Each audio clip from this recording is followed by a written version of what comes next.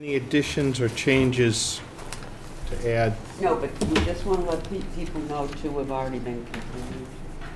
Actually. Frank, I'm adding a partial CFC for 304 Platt. Just in case somebody's here for, For what number, Clap? 304. Okay. Dairy and Seaside are So, continued already. Right. 61 Seaside Road's been requested to be continued. 36 Bailey Causeway is going to be continued.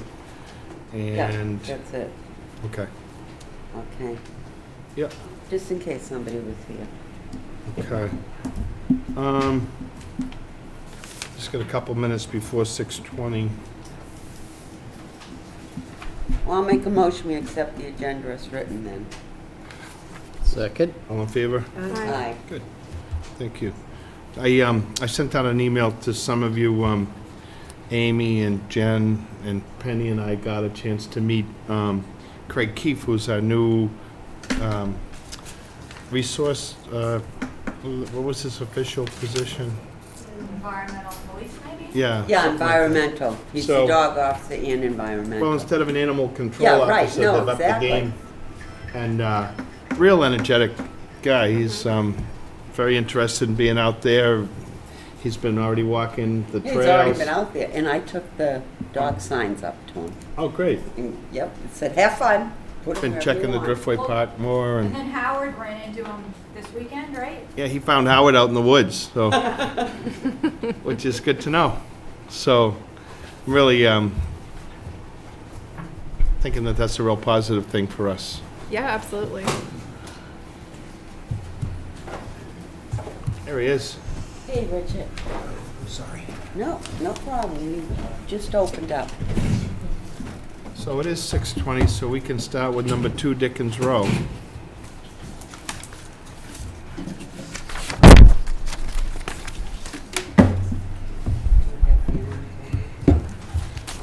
He just wanted to be done. Mess out there. Good evening. Good evening. I'm Stan Humphreys, a coastal geologist with ECR, Could be nicer. and Yes. I interacted with Greg Morris on this to follow up with the commission's request to have someone look at the impact of the boulders that are on the property. First of all, I want to make sure that everybody understands that the boulders are located in an AE zone, not a VE zone. It's a what So- zone, Stan? An AE, which is more of the Yep.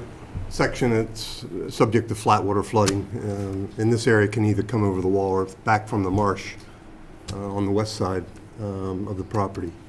But all the wave activity is subject to the ocean side of the revetment, over the revetment a little bit.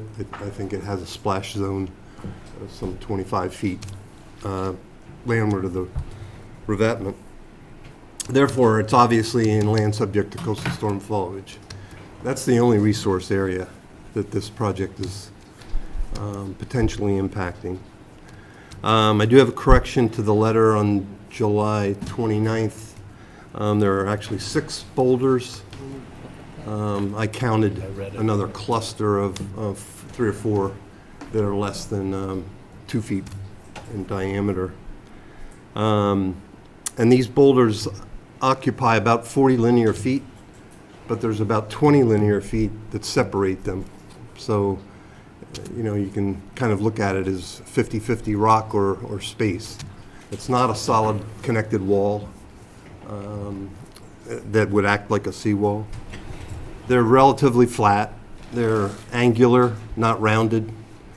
And we're estimating somewhere between 5 and 12 ton rocks. So they're not going to move. If they do, they may shift a little bit, but I don't see them becoming projectiles in any sort. Well, as you know too, there are no performance standards under the state regulations for land subject to coastal storm flowage. And the commission has a bylaw with 5 standards, of which only 1 applies to this project. As I state in the letter, I don't see that there's going to be an increase in elevation or velocity of the waters coming into this area. I don't see any of the direction of flow being changed. It's still going to flow east to west with water that's coming over the revetment. And if you want me to go into any more detail, I'd be happy to answer any other questions. Okay. Penny, do you want to start? Well, I guess I have no problem with him recovering his land, but that really isn't our purview. I personally would have preferred to see like a post and rail fence or something like that, where Mother Nature could do her thing completely when the storms come, you know, instead of putting these, they're pretty big. And to what degree they are going to redirect water, you cannot say they're not going to. They're going to some degree. I don't know exactly what. I do know when we get a bad storm over there, forget it. The cobbles everywhere, the whole street. I mean, you're not going to get a fire truck up there on a major storm because there's cobble everywhere. I've been down there numerous times during the storm. But personally, I would have preferred, you know, something a little less invasive with Mother Nature, you know, where we could definitely have the free flow there. And because that was my understanding, it was to delineate his property line, which was erroneously paved over, which I don't know if it was or wasn't. That is not my purview. Doug? Doug? Yeah, I think last time I heard some concerns on this, I thought the concern was more about the boulders trapping in cobble. Did your letter kind of address that? Like it? Not specifically, but I think that the openings are wide enough that. So you don't see that because I agree with Penny that it's kind of a hazardous area. I'm sure when a storm comes over, it's pretty treacherous to. I can't imagine being there, but if it fills up with cobble, is it your contention that it's not going to make it any worse? Correct. It's it's not going to help anything, but it's not going to make it. I think if you're concerned about cobble being deposited in the openings and staying there after a storm, there could be a condition placed that those openings be returned to their previous condition. Yeah, I mean, there's a fence out there. There's other things that are going to trap the cobble too, that aren't part of this project. So I don't know if I'm really advocating for that. I guess I'm just trying to make sure I understood your letter correctly. And I guess maybe I was kind of thinking like metal bollards or something would be more attractive. I can kind of see why people who live there aren't really happy that there's boulders out there, but I tend to agree with that's not. What's that? All we can do is address an environmental impact and not, what might have been a more Appropriate solution. well, or something more conducive with the. I was wishing these things that the neighbors would have gotten together first or something, but that's just where sometimes this goes. But other than that, I don't have. In the interest of time, I absolutely echo my two predecessors. Thank you. Paul? I think there's, several ways you could achieve what they want to do. You could put bollards, you could put steel posts, now you're going to excavate and put concrete. Yeah. 6 to 1, half dozen to the other. I think the main thing is if the spacing is adequate so cobble can get between them and it doesn't act like a stone wall. In the water, we can't have it shooting towards the neighbors. Well, That's. they're on the downhill side. No, too. well, I Exactly. understand Right. that they are on the downhill, that's why I didn't quite get it. Excuse me. But anywhere else, if it was all flat there, we don't want water shooting up. But like you said, there are big spaces between, so it's kind of a toss up there. Lisa? How much is intended? I respect the neighbors want their property line to be protected. If there is sufficient, I mean, these boulders, you said were in an AE zone, we're not dealing with velocity zone. No. So any intensity of water is going to be greatly diminished based on that factor. As long as they're not like a big revetment wall, if there was considerable space in between, or a fence or a guardrail, we'd all do the same thing. Jen? I think I share most of the view with Penny, just in to how she kind of described her sentiment on it. I do have concern around the cobble. I know that there is significant space, but there's also significant cobble that comes over. And I don't know, I think about the maintenance of when, a backhoe comes in to clear out the cobble and then those rocks get moved and then somebody's worried about replacing them or something like that. But maybe that's, borrowing problems we don't have just yet. I think there's other ways that this could have been solved. And did you say split rail fence? Yeah. Yeah, like that feels like if the purpose is to delineate boundary, there's many other ways that this could have been done that I think I would love to see. Amy, you wanna, Yeah, well, just as a recap, so we've been talking about this for quite some time now, right? So really since the end of last year, we've only met on it a couple times, otherwise they've continued in order to get this professional opinion from a coastal geologist, which we now have. And I think the main thing is he's opining that the interests of storm damage prevention and flood control are met with the spacing of these rocks and the stability of the way they're positioned. I don't know, clearly the material comes through, and I think there may be other issues that people are struggling with here that are unrelated to the Wetlands Protection Act, like their property rights and easement, which are more civil matters. So, sticking just to Wetlands Protection Act, I don't know, it seems to say that material and water is going to flow through. I mean, this area is going to get impacted by storms. A big storm, I it mean, is. It's gonna make a there's no mess doubt of the that place. All Material problem. comes over, although it's different than on Oceanside where we had land subject to coastal storm flowage and the water comes over Yeah. significant velocity, and we have that well documented. I don't think we've seen documentation that shows that it's quite like that area. I just think it's positioned slightly different on the coastline as far as like impact from direction, right? Well, from the side, yeah. Because you've got that revetment that already blocks some of it, so it's coming Well, in. it's on the side. You have Peggotty Beach and Yeah. the ocean's out there, and this land is over here.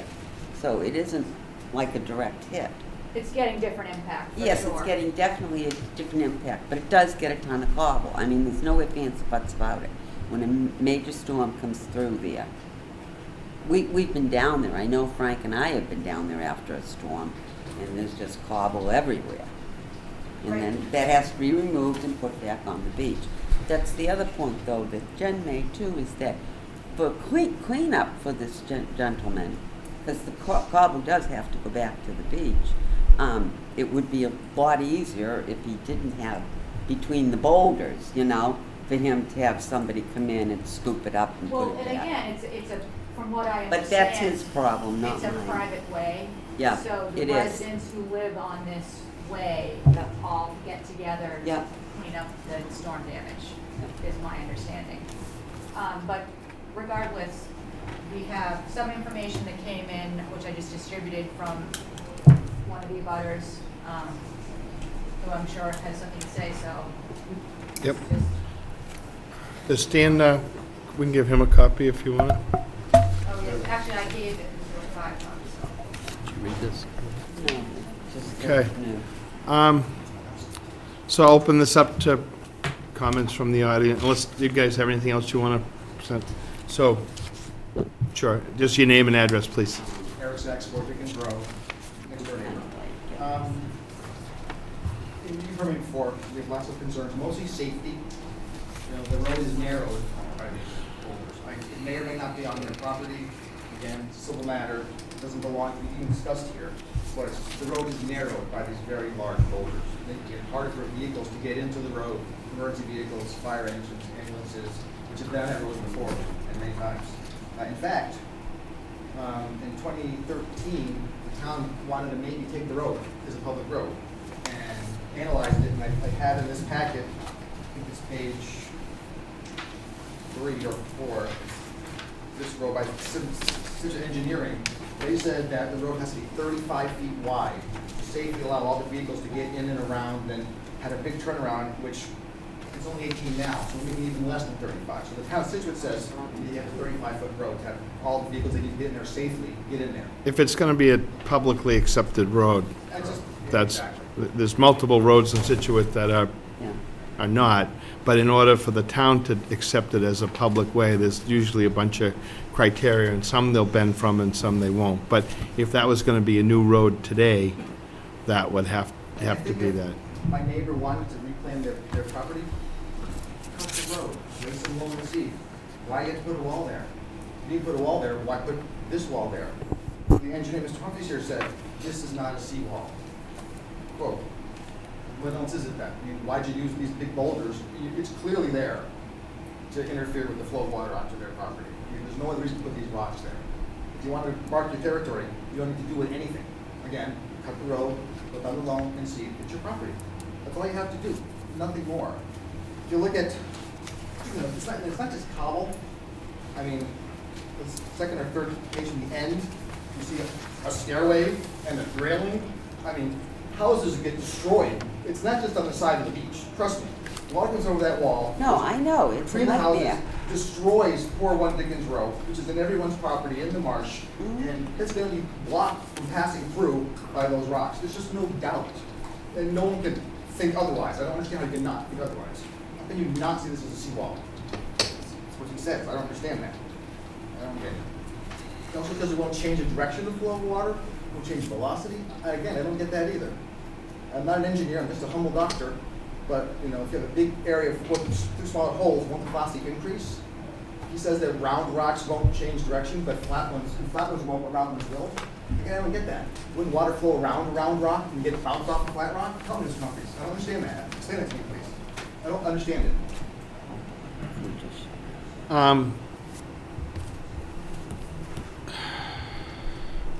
That's a question for the. The survey, I don't think. Wait, I mean, are we making a? Are you making a statement, or are you making a, or you have a That's question? question to answer. All right. Another question is, specifically, Well, why don't we? in the second meeting here, they came back and said, well, what should I get the survey for? You specifically said, tell us about column. No mention of column in the survey, so the survey's not adequate. To answer the question that's in the minutes from the meeting on the, I think it's 22nd. Maybe. So in order to what we want to get to is the bottom of this, and I'm sure that you're passionate about what you're doing, but what we'd really like to have is a direct question that the engineer can answer if possible, whether you're happy with the answer or whatever. But so the first question was. First question is, you state, Mr. Humphries, that these boulders should not be considered a seawall and will not act as a seawall. I don't understand that. Okay, so let's let him explain that one, okay? Well, they're simply isolated, independent boulders. They're not relying through an engineering design to have filter fabric, bedding stone pulled together so that there are no void spaces in between them. That would be a revetment or a seawall, stone seawall, as we've seen throughout the town, all cliffs. So it's, to me, with the openings being half of the length of, or that 40-20 ratio that I mentioned before, it's an open space between boulders. I think if they were tighter, touching each other, they would form more of a seawall. On the basis that they don't touch each other, I don't believe that there's a seawall. Okay. The second part? you say they won't roll or move. I mean, I've had my entire front yard removed, 7 feet deep, gone. I've seen the entire asphalt road be washed away twice in my 20 years here. I think they're gonna move. I mean, it's crazy there. Even last year's, 15-foot tides, it was ridiculous, 2 years ago. I mean, I've seen all these storms. It's unbelievable what happens there. It is clearly, it will make things worse for everybody there. There's just no doubt. I don't think anybody can debate that, depending on the velocity of a storm, that almost anything can get moved. We've seen buildings get moved. When we're looking for certain things to be built, usually we look to have heavier, bigger stones to avoid having things move around more. But I guess I don't really think we need a comment on that. We know that if there's enough of a storm, things will shift.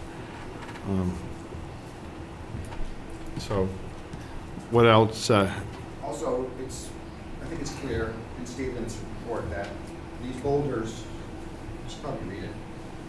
The placement of boulders along the roadway is an activity that alters the land subject to coastal storm flowage and is within the jurisdiction of the state WPA and the local wetlands bylaw.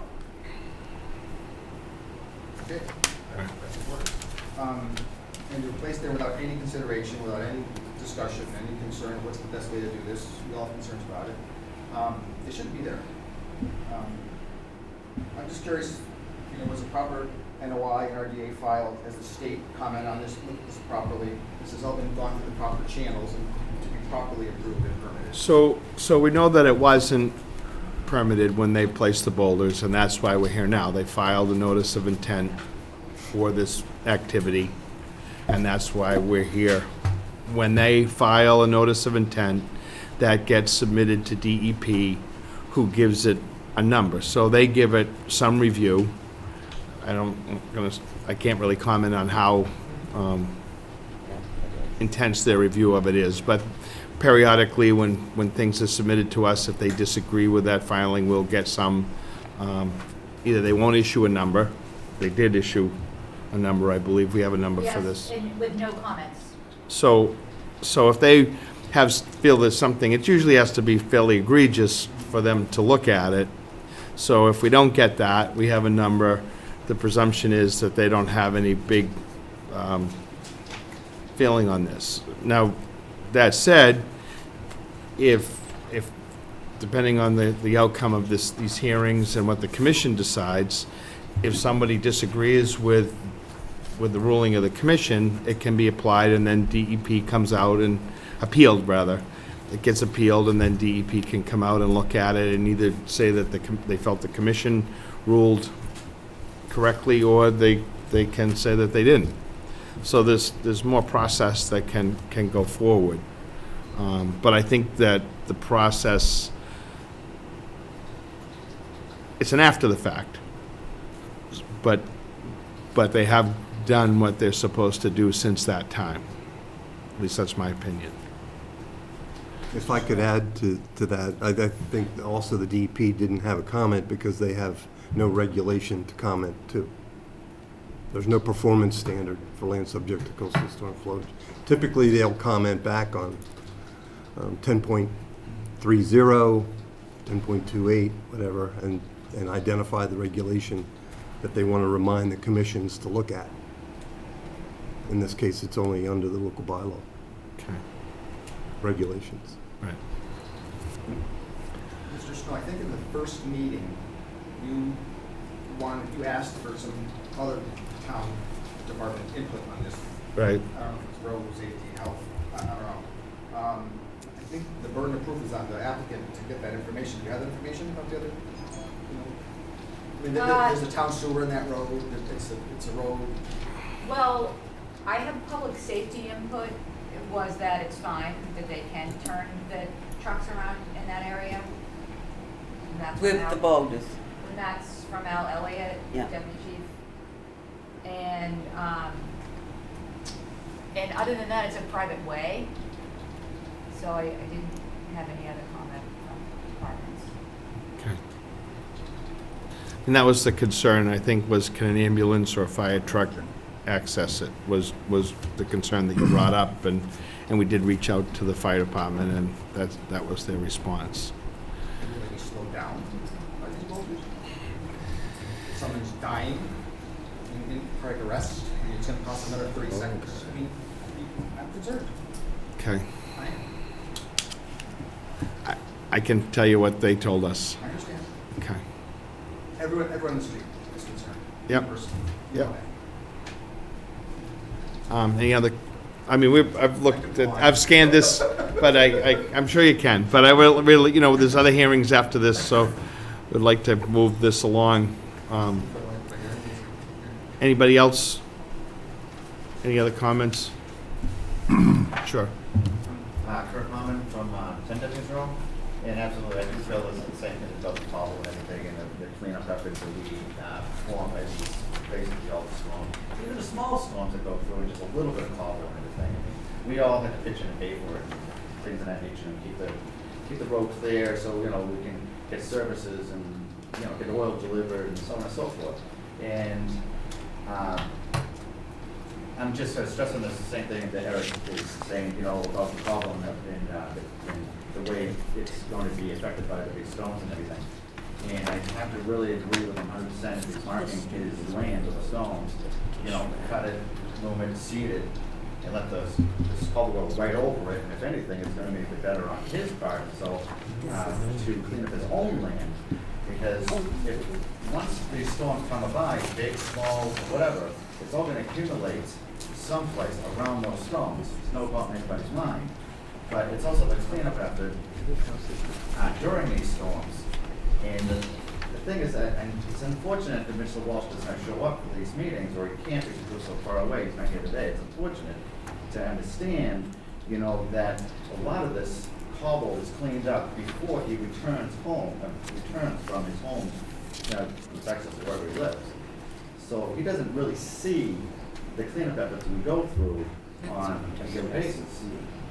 So I don't know if there's a way that this gentleman here can refer to that information to him and show him some of these pictures that actually happens here. I don't think he really understands. I don't think he realizes the damage that happens there.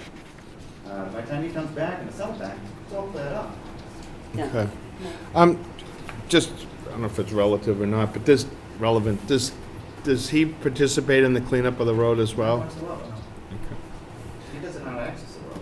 He comes in from the other side. For decades, I've cleaned his property because he was an old man, and I felt bad for the guy. I've always cleaned his road, my neighbor, always done myself, always have. Yeah, I would say 90% of the rocks were cleaned up by our efforts throughout the cleanup and everything. I mean, out of our good heart and everything, because of the colonel, the old, the gentleman that, the old gentleman, I don't know his real name, to be honest with you, but, and I don't think he knows that either. Okay. To be honest with Probably not. But what can we do about it? Anybody else? Anybody else want to speak to this? I think we've really, I'm gonna say, I'm Jackie Walsh, I live at 250. okay. you. So, Oh, okay. so you've heard the concerns? I've heard the concerns. Okay. I was never made aware, my husband and I are very aware of the damage from the storms. Mark Savacci shares with us. This is the first that I've ever heard that they were the ones actually cleaning up the problem in his own lawn. I understand it was Mark. And if you were to notify my husband and I, as far as helping pay or clean up, we'll be happy to do that. Okay. But as far as we know, my father-in-law, John Walsh, has been contacted, neither has my husband. Okay. Well, we've had multiple hearings on this Right. project, No, I and, have read it. okay, And you've talked several times with the company who hired to represent us. sure. Okay. And so you've heard the concerns, I totally get the concern. okay. And we had checked with the city and the highway department and Putnam also about handling of the box home. Nobody mentioned to us about coming to the conservation society and getting a permit. We weren't aware of it. When we were made aware of it, my husband applied. So I apologize for that. Sure. Okay, well, glad you're in the room tonight and you've got this. I think if nobody else wants to add anything, I mean, I think we've taken all the information that we can. And I think that the commission, we close the hearing and then the commission will render a decision on what we think is appropriate. I really don't know what else to offer at this point. I don't see any reason to continue this again. We've certainly debated it enough. Beat it up. All right. I make a motion to close. Second. All in favor? Aye. Okay. Thank you, Stan. Thank you. Yeah. I'm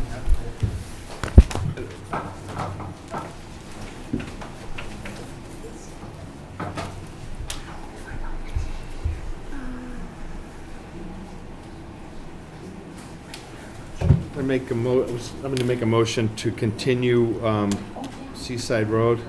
Oh, I'll make a motion to continue Seaside Road to Very much, guys. I really Thank August, you. appreciate it. August 19th of this year at 6:20. Second? All in favor? Aye. Okay. Same thing, the Yep, next one? we need a request for a continuance for Bailey's Causeway. You can do them both. Yeah, 36.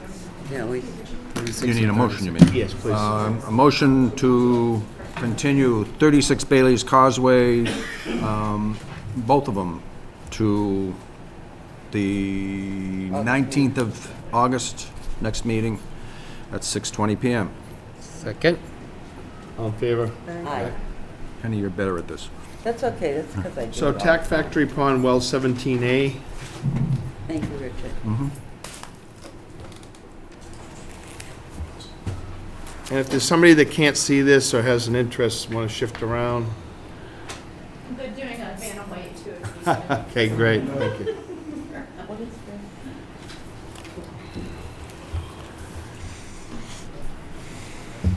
this? Good evening. Good evening. For the record, I'm Amanda Houle of Ty and Bond, I'm Ryan Pavlika with Ty and Bond. and we're here on behalf of the Scituate DPW, and we're joined this evening by Kevin as well. And we are going to be talking a little bit about the proposed water treatment facility off Tack Factory Pond Road. We originally filed this NOI in January, and have been, as I'm sure you're aware, continuing it for a number of months while working through the planning board process. The planning board has since signed off on this. We've completed our stormwater peer review and have gone through several rounds of comments and addressed those in coordination with both Amy and then also the planning board. And we have also had a number of meetings between the town and the abutters to revisit the design. And so we had made a few very minor modifications in the overall site layout as a result of those meetings to satisfy some of the abutters' concerns. And so I'm just going to turn it over to Ryan really quickly to go over the goals of the project and the basic purpose and need, and then I can go over the wetland resource area impacts. So just kind of going over the goals of the project. The goals are twofold, specifically for this project. To improve water quality within the town of Scituate. This well is known to have high levels of iron and manganese. So we're looking to employ a technology known as green sand to remove iron and manganese before the water from the well enters the distribution system. Also, the second goal is to separate the source. So it acts as a standalone source. Currently, this water from 17A is transmitted to Old Oaken Bucket, where it's treated at the current water treatment plant, Old Oaken Bucket water treatment plant. So the goal of this is to separate that source. So if Old Oaken Bucket ever needs to come down for repairs, you have this source that's available to you at pretty much all times. The design incorporates redundancy in terms of the filtration units. So you can do maintenance on a single filtration unit and still have two available, so you can continue to operate this facility. So those are the main goals of the project here. Thank you. So the site is constrained by a number of resource areas. We've color-coded them there, so hopefully you can see them. There's a BVW to the west of our proposed limit of work. Our proposed limit of work is the black and white diagonal hatched area. At the end of the roadway, the end of the roadway, their existing well is right here. There's an existing access. It's a gravel road currently that goes into the well, and so our limit of work area is going to be here. We have a bordering vegetated wetland that wraps around the site here. This is First Herring Brook here. And so we've got our dark orange line as our 100-foot buffer zone to either BVW and or the bank. We also have 200-foot riverfront area to the brook, just this dark red line here. And so with our design, we were really looking hard at staying out of your 50-foot no touch, which is indicated by this yellow line, which really pushed everything this way to avoid working with that near the wetland, and then also staying outside of the riverfront area. So that's what dictated us concentrating everything right here. So as far as the proposed project elements, we're looking at the existing well. It's a small little fenced-in yard. We're going to be installing a generator and a propane tank to provide heat to the building, and that is exempt under the Wetlands Protection Act because it is occurring within the fenced-in yard. In addition, we're going to be adding a new gravel overlay on the existing road just to reinforce it a little bit. It's degraded, full of potholes, so that'll help improve that area. That's also exempt under the Wetlands Protection Act, but does need to be reviewed under the bylaw. And so the real meat of the project here is going to be the construction of a new access point. Given the grade change on the existing road, trucks and construction vehicles won't be able to make that grade change, and so we're creating a new entranceway that'll come into the site this way. And the hatched area will be our limit of clearing, and we're going to be building a 50 by 60 foot treatment facility building with a few parking spaces. And with that development, we're going to need stormwater management, so that will be in the form of an infiltration basin on the west side of the existing access road. And so with that design, we've been able to, by and large, avoid impact areas to the 50-foot buffer zone. The only impacts within riverfront area are a result of the generator at the well and the propane tank, which are exempt under the state but not under the bylaw. And everything else is just associated with the infiltration basin that's occurring between the 50 and 100-foot buffer zone. And I can flip through to more detailed plans if you want, but that's the basic overview, and I'd like to turn it over for questions. Is there a plan that shows the buildings? Yep. Just more of a zoomed in one, so I wanted to make sure you had the overall context here. So here is going to be the road coming in. We have some preserved vegetation. There will be plantings that we'll be installing to serve as screenings. The original building was originally located more up here, but following discussions with the abutters and concerns about proximity to the property, we have pushed it as close as we can to the riverfront area without going into the riverfront area. And just looking at the riverfront area performance standards and looking at that alternatives analysis, you know, we couldn't really pass a straight face test of there, you know, not being a practicable alternative. You know, if we had put it away from the abutting properties, you know, there is an alternative to keep it out of the resource area, which is why it's located there. So we've done our best to push it as close to that boundary, but not enter within it. So the water treatment plant here is here, and then this will be a small little parking area, and then the infiltration basin is going to be right there.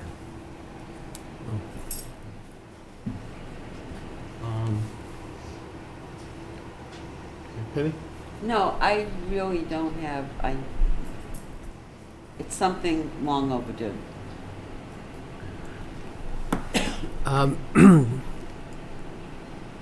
So there's still quite a significant grade change by those contour lines that there's proposed. So my only question is to the immediately to the east of the proposed building. So that's a fill, looks like. You're filling that site right just about up to the property line. Correct. On the other side of that, is that a vacant property, or is there a house there, or do we Out have? here? Yeah, This is all Yeah, wooded. that's all wooded. wooded area. okay. Yeah. Okay, so I was gonna talk about visual buffering or something like that. If there was a dwelling there, that would be nice. So, yeah, we are implementing some screening trees, so there is a property here, and then there's a property right over here. So we're implementing some screening trees, pretty much all strategically to limit the visual impact of the facility for these two properties. So there'll be screening trees pretty much from this area and pretty much in front of that building as well. Okay. So to limit those visual As impacts. part of mitigation with the neighbors, we get a landscape architect involved in. Okay. in the specifications Good. for the plantings. Good. Put in green So this will help with the brown water. Eventually, we hope. This will eliminate a source of groundwater is what we're trying to achieve with this. Good. All right, thank you. Thanks. No, I appreciate how hard you must have worked to keep it out of the riverfront area and all that. I would think that somewhere in this relatively minor thing that there would be a planning plan included in the overall sketch so that we have that to follow up on. So we have it on file. Yeah, exactly. Yes. Otherwise, Yeah, fine. it's- Yeah, it's it's in here. included in the plan, so. Great. Yeah. Treated as it is in there, though. Okay. Is it? Yes. It's, there it is. Good. So we'll have the landscape screenings all here around the building. Thank you. Good. Paul? Looks good. Lisa? It's a positive thing.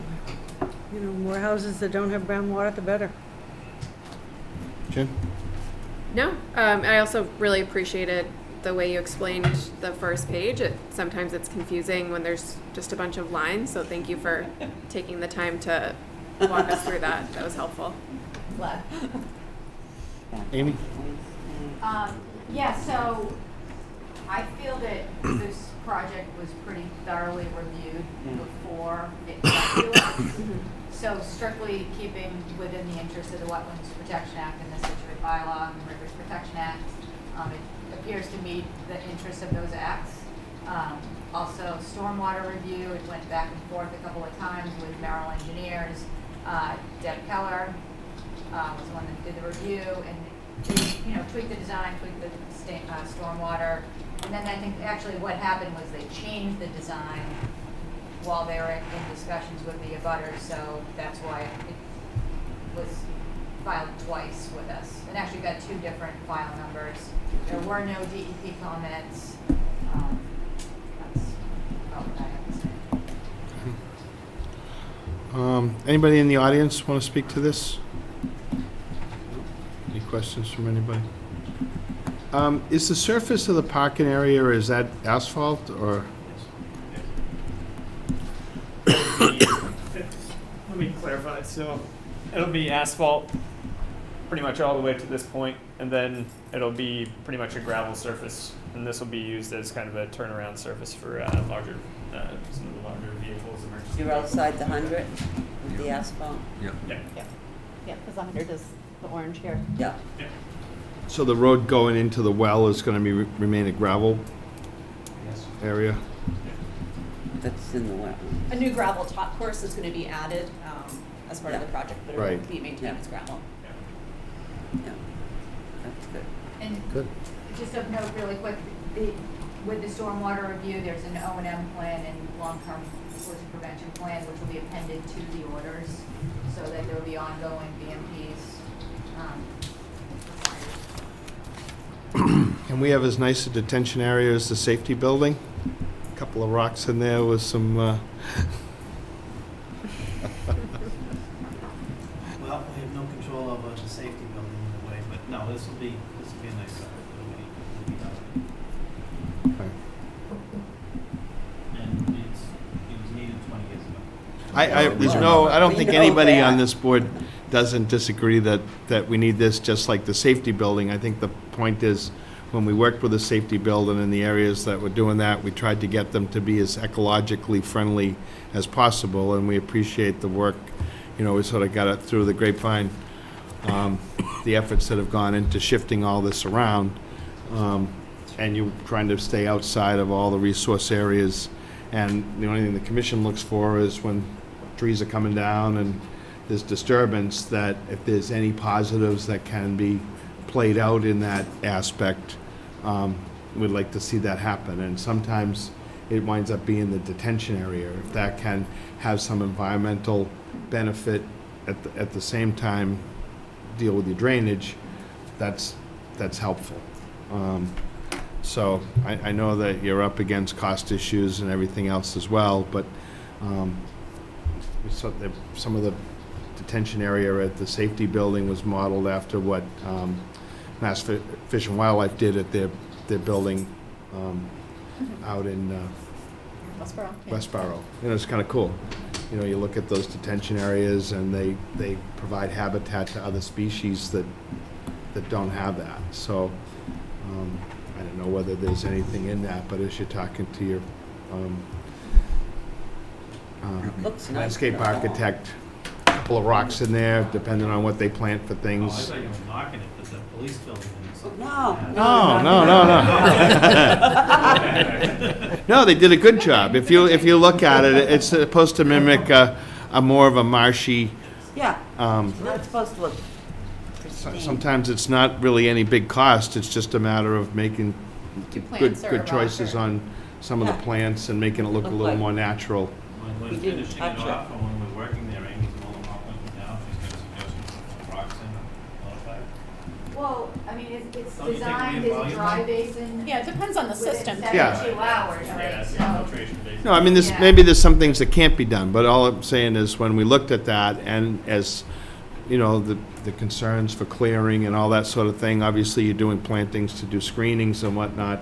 The only other things that popped out to me was that the road going into the well remains gravel, and then that the detention area, if it can in any way have some ecological benefit, would be a good thing.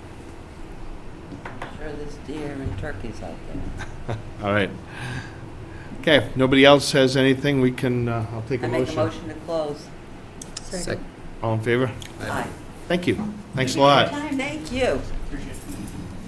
We appreciate the work that's been done. We do have to take that. I'd stay here all 91 Gilson Road, stabilize the slope. Do we have another easel? Oh, we do. Jen's son. Say, she's walking out with their easel. But apparently it's her No, easel. it's theirs. It's just up there. Yeah, nice meeting you too. sounds good. You guys see it? Yeah. Yep. Yeah, see that, couldn't I? Good evening. Oh, I, this is, Living the dream, Mr. Clark. doing good. We just need to, It's nice to see Mr. Auber right there. yeah. It's been a while. It has her. So, just for the record, you can state your name, whatever, and you can give, Do you need to open it? Jen, what's that? Do you need to open it? Or you want- I probably do. Thank you. Thanks for leading Frank along. Yeah, he needs a little help once in a while. We don't get to talk enough. We had enough continuances that you guys are the real McCoy. You've done this too. Yeah, occasionally. On August 5th at 6:25 PM, the Town Hall Situate Conservation Commission will hold a wetlands hearing under Chapter 131, Section 40 of the Massachusetts General Laws and Section 30700 Town of Situate Code of Bylaws regarding the application of Stephen and Megan Helly to stabilize slope and remove invasive species located at 91 Gilson Road, Scituate. Abutters and other interested parties are invited to attend. So now you can tell us who you are.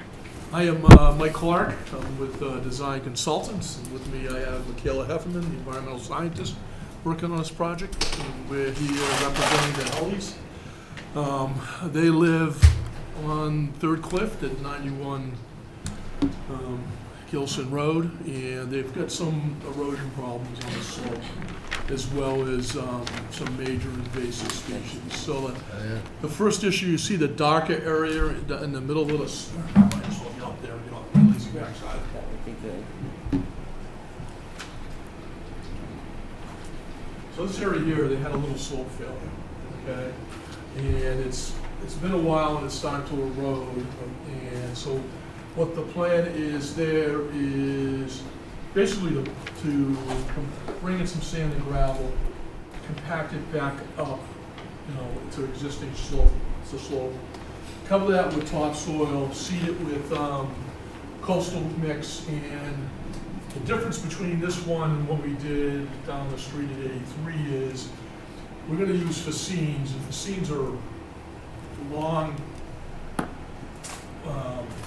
what's the word, wattles of live stakes. So they have, in this site we're proposing to mix red twig dogwood, and because pussy willow's on this site and growing, we're going to mix the two of them. So what they'll do is they'll be embedded in the topsoil, like 3/4 of the way, and mixed with the topsoil. And those fascines will do the same thing to the live stake. They'll reach out, the roots will go out and grow into it. But they also give us a little bit of protection for erosion that may run down and stop it in a vertical direction down the slope.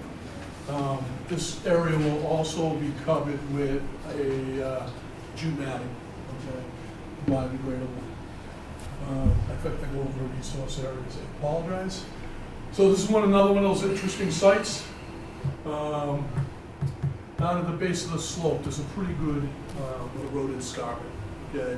And that falls basically right at the elevation 19, I believe it is out here. And right above the slope, it flattens out to less than 4:1. The transects are in the notice of intent. So in reality, from this end of the site, there's an existing stone wall that comes onto the property from mostly from the abutters line. The escarpment's here, and so the coastal bank runs down this way, runs this way. You can see the red and blue here, and then runs up the slope and over. And it's also the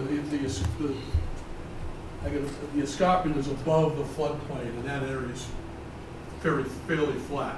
So there's really no, there's the bluff, but the flat area is outside of the coast, is outside of the land subject to coastal storm flowage. So it's flat in here, and that's why the coastal bank ends at the floodplain application. Okay. What's the line that's running vertical with the property line, Mike? Which one? The red one? Yeah. So that this changes down below. Okay. So we just use this line to kind of designate where the site changes from this condition to the other side, where the coastal bank is actually up in here. And you'll see we have a transect here, D, that shows that condition. Okay. This is done in accordance with the guidance document, and then the new coastal guidance document. So what we have down here is roughly a 3 to 4 foot high area with that's eroded. And what we plan to do there is to fill this area with coarse sand and use some core logs to kind of step it up. And then because at the base of the slope, we've got a fair amount of seepage, and we're resulting in common reed growing at the base of the slope, which is unusual for the bluff. We're putting a small layer of 6-inch rounded stone on the bottom here, help facilitate drainage from this area from groundwater, so that we kind of hope to eliminate the common reed. So we're going to go up from the top of the escarpment. We're going to go up 10 feet approximately and excavate that material out. Okay, put some new topsoil in and plant that with the erosion control mix. The planting plan for this area is down below.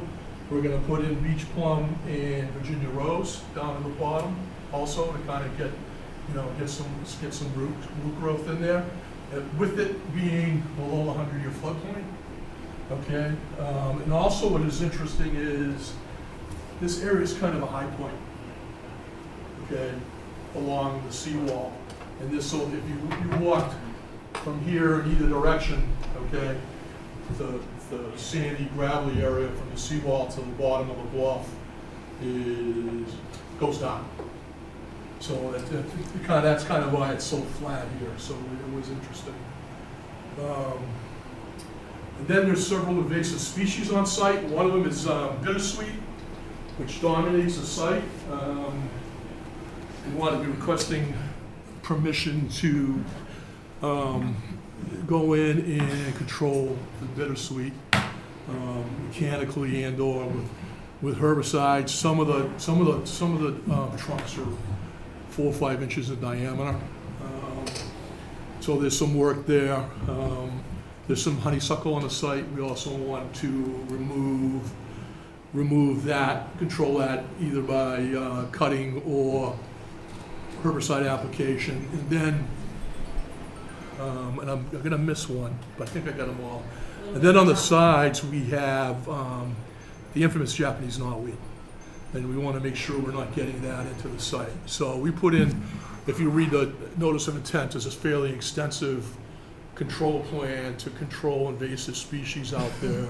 Again, it's one of those ones where, you know, if you try to do it all at once, it costs somebody $250,000. So we're asking for a perpetual condition to control the invasive species, and sort of similar to what we did at 83 Gilson Road. And that's basically it. We're not really disturbing. There's some other native trees out there. I believe they're black cherry. We're not going to be pulling those out.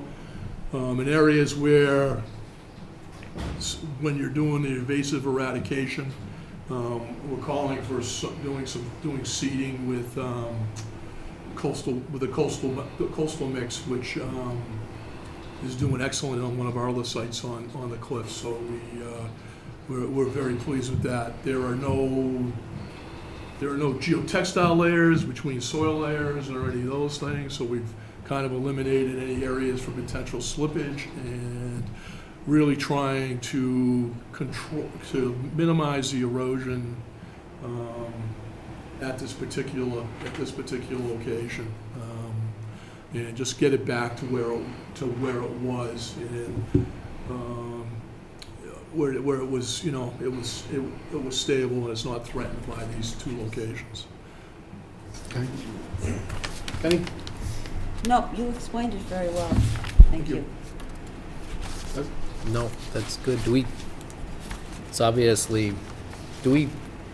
Projects like this, do we have to go out for review, or what do we do with those? Not that I'm asking to do that. I'm just. It depends on the project. Like we had one down the street that was a lot more. It's very steep. Yeah, it was a larger. It was a different animal than this one. I mean, this is a pretty small project relatively, and I think it was a pretty thorough NOI. Nice planting plan. So. I think. Yeah, like, no, this all looks good. If we were looking at a new home construction or a significant alteration at the top of the bank, we might want someone to take a look. But in the case of someone's trying to protect the property that they already have, and you know, I think the best thing they can do is get someone like Mike that knows and has the history on this, and they're not just out there jabbing a few things in the ground. I mean, it's a lot more involved. Yeah. Again, with using some of the lessons we learned, I mean, it was really, so when you're trying to do live staking and using it, there's really no shrubs that are really salt resistant. So it was nice to see that pussy willow on the slope, so we could use something else besides the red twig dogwood, which had moderate success. And so, you know, it's kind of learning as we go, but yeah, that's all I'm trying to do too. Yeah, exactly. So, yeah. I mean, this is very detailed, and I'm really glad to take you interested. through any questions you have. Not tonight. No, that's Richard. okay. Paul? Well, come on. Looks good. I think it looks good, yeah. Lisa? I'm just really I interested. don't have any questions. Ken? No? Stabilization. If you want to find out something about this, time to ask right now. Call me. Yeah. So I went to that Sunday. Right, so just a couple of quick things. I mean, DEP did issue a file number 2806. with Yeah. no comments. Okay. Which is a good indication. I mean, on the last one that we were talking about, the end of Driftway, we actually didn't go up for peer review on that one. We had a consultation with CCM. Right. And from there, I mean, but that was a much larger bank stabilization. But also this, project with a what he's, single-family home, yeah. and what he's doing here is in line with what CZM has And recommended. it was, so we So- learned from that. And specifically, if you look at the notice of intent, I believe we talk about their different, their different methods and wanted to implement those. So, and it's a good location, and if that TOA slope was down lower, you know, and maybe say, hey, can we extend it with some rock and that thing? But the erosion there is, it's relatively new and fresh, and it's obvious it was from the storm a couple of years ago, so. And we didn't, so as opposed to, remember 83 Gilson Road, we didn't do anything because we had that larger flat area at the bottom. Right. We don't have that here, so we wanna get the toe stabilized. Okay. And these projects are surprisingly expensive, so. I'm sure they are. Well, and just one more thing before you move off of the agent here is, there was no deed in the notice, which I did find as a deficiency when I reviewed it. Sorry, Mike, I did pick that out, but I realized that the area of the project is in that no man's land Yeah. behind the revetment and between where the actual property owner's property line is. So, I mean, I was just talking to Kevin about it, and so literally, I mean, apparently that nobody owns that land, or the They come government, I don't know, forward. the aliens do, right? So when we did 83 Gilson Road, we did the same, similar Steve thing. Yoakum knows. Had some conversation, and it basically kind of reverts back to, you know, the colonial ruling that they really own down to, even though the deed doesn't say it, but they own down to the low tide line. And our surveyor has done that, he's shown that on the drawing. So that was his opinion. That's contrary to what Kevin just told me, though.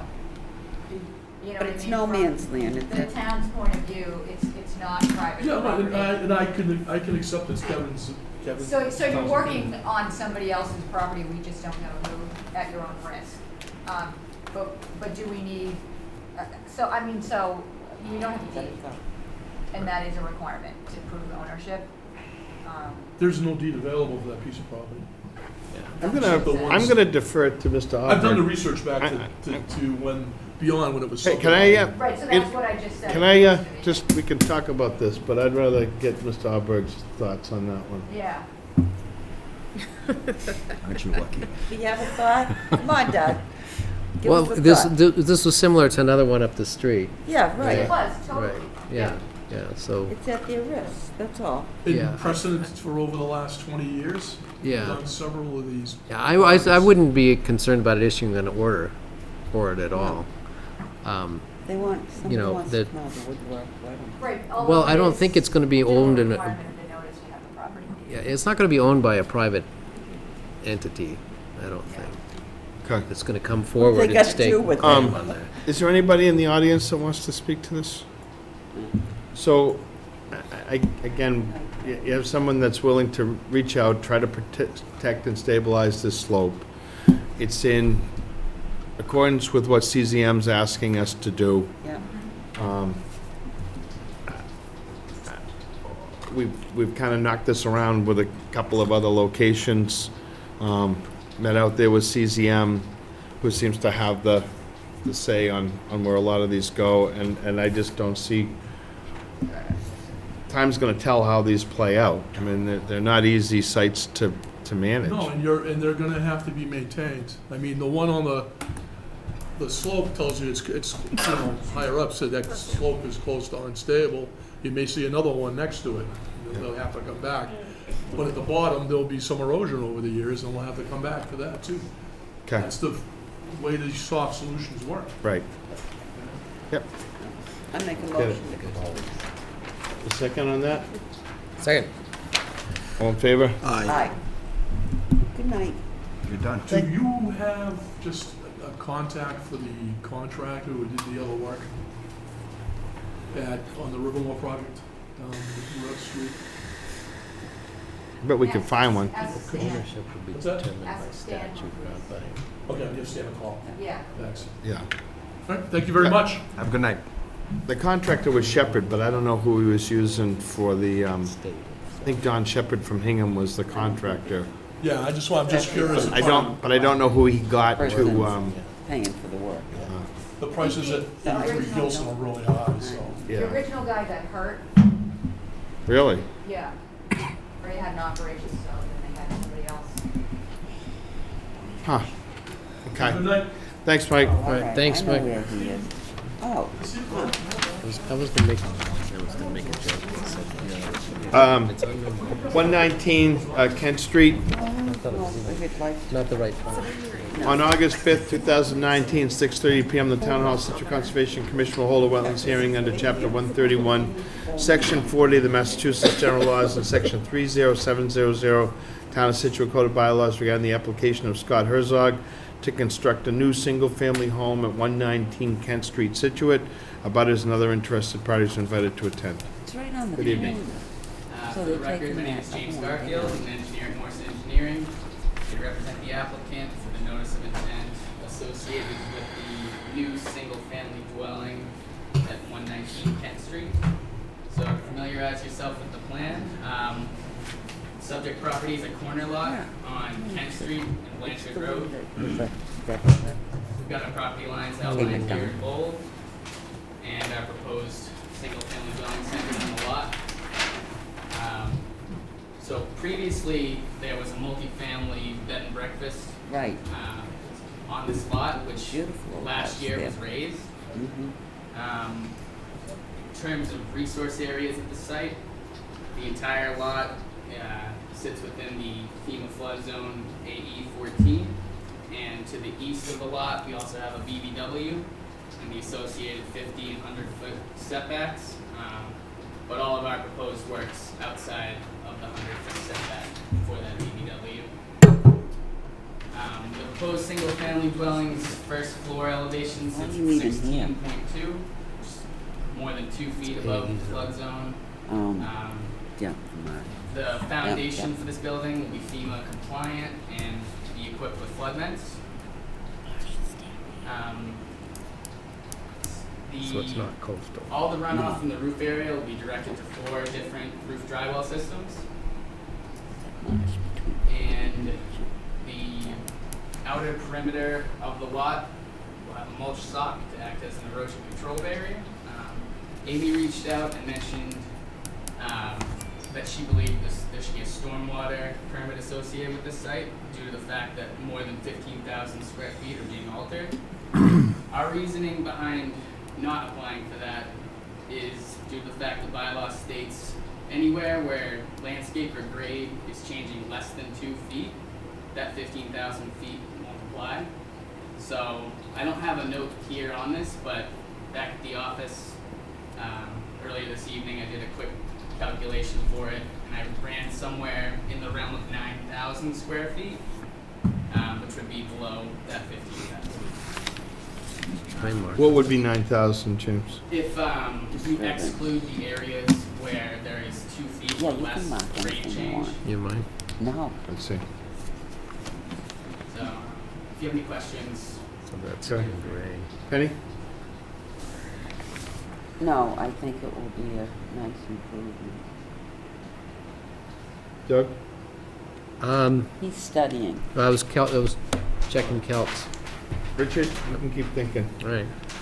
He can check the calcs then. No, I'm fine. Good, no questions. Lisa? No problem. Jen? No, I'm okay. Oh, if you have a question, ask him. I'm good for right now. Okay. Amy? I mean, within the floodplain area, I mean, really the big thing is the So it's stormwater. in land subject to coastal storm flowage, there's just a clip of it within a 100-foot buffer. I mean, what I do like about this project is that they've given us 4 infiltrators. So, Yeah. I mean, I think it clearly disturbs more than 15,000 square feet, but they are giving us infiltrators, I'll just say that. I put out a kind of a list, and and for we just received a plan just right before the meeting. So I don't think we can close tonight for this because we need to review it. But you got a new plan? We just got a brand new plan, yep. Oh, just- I don't have Just that. right, so you're not looking at No, they I'm did looking add at a the old construction entrance, which is good. They've got a perimeter mulch sock, but I don't have a detail for that. I do want elevation certificate and structural plans in light of, what happened to us recently on a site with no structural plans being provided to us. So, we need to start getting those for the notices. Oh, really? Yes. Huh. Well, when they're in a floodplain, they Yeah, require the yeah. flood vents and things like that. You really, Yeah. But clearly, this is gonna be a great improvement to the neighborhood, and I mean, I think this is a permittable Yeah, it was project, very and it appears to meet the interests of the act. I mean, you've got some pretty good slope going on, which I think Doug is taking a look at. We don't have neighbors abutters on two sides, there's roads, but we do have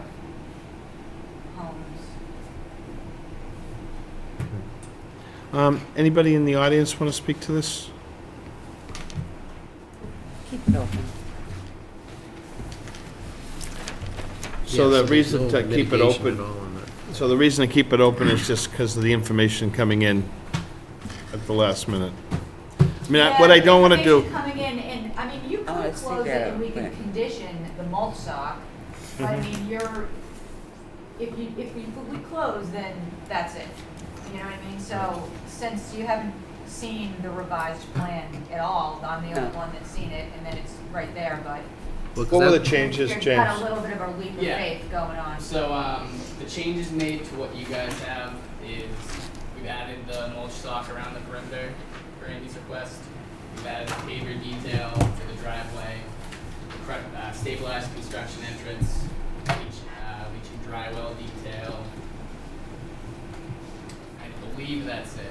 So those dry wells, they're picking up all that roof runoff as it is, which even if the stormwater, that would be one of the mitigation methods that they would use probably anyway.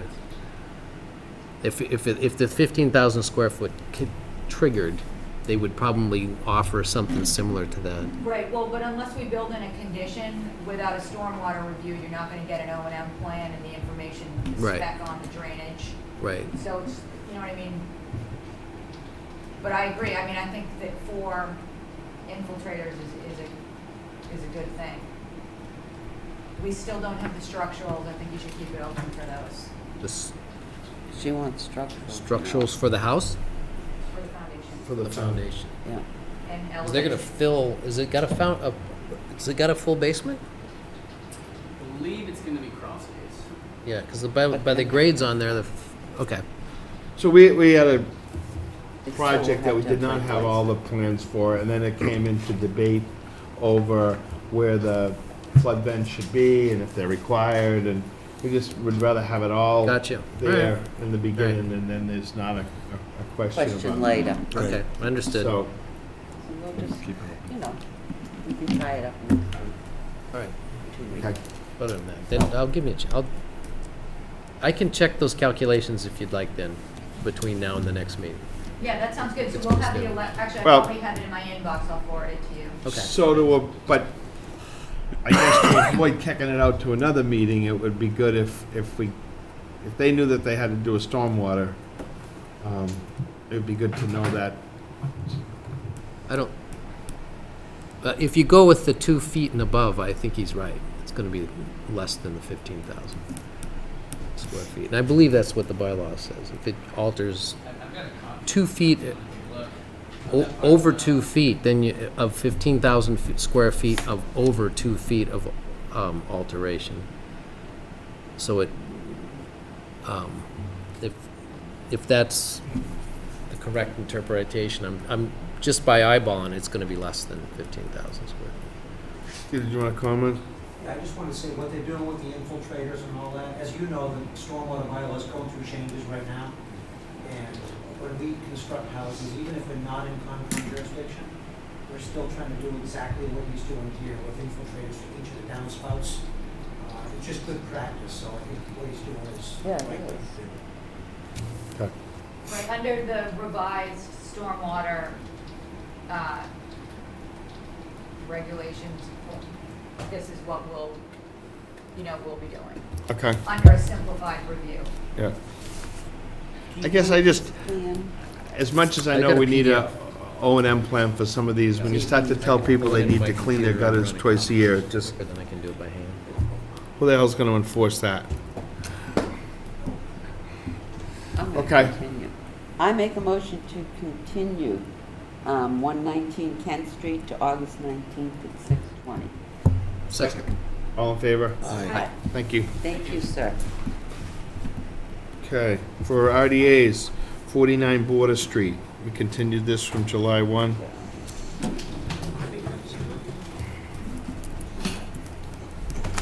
you want a paper copy of this? I'll do it. No, the PDF is what I need, and I got that. Here we go. Back again. I just want this place cleaned up. That's all.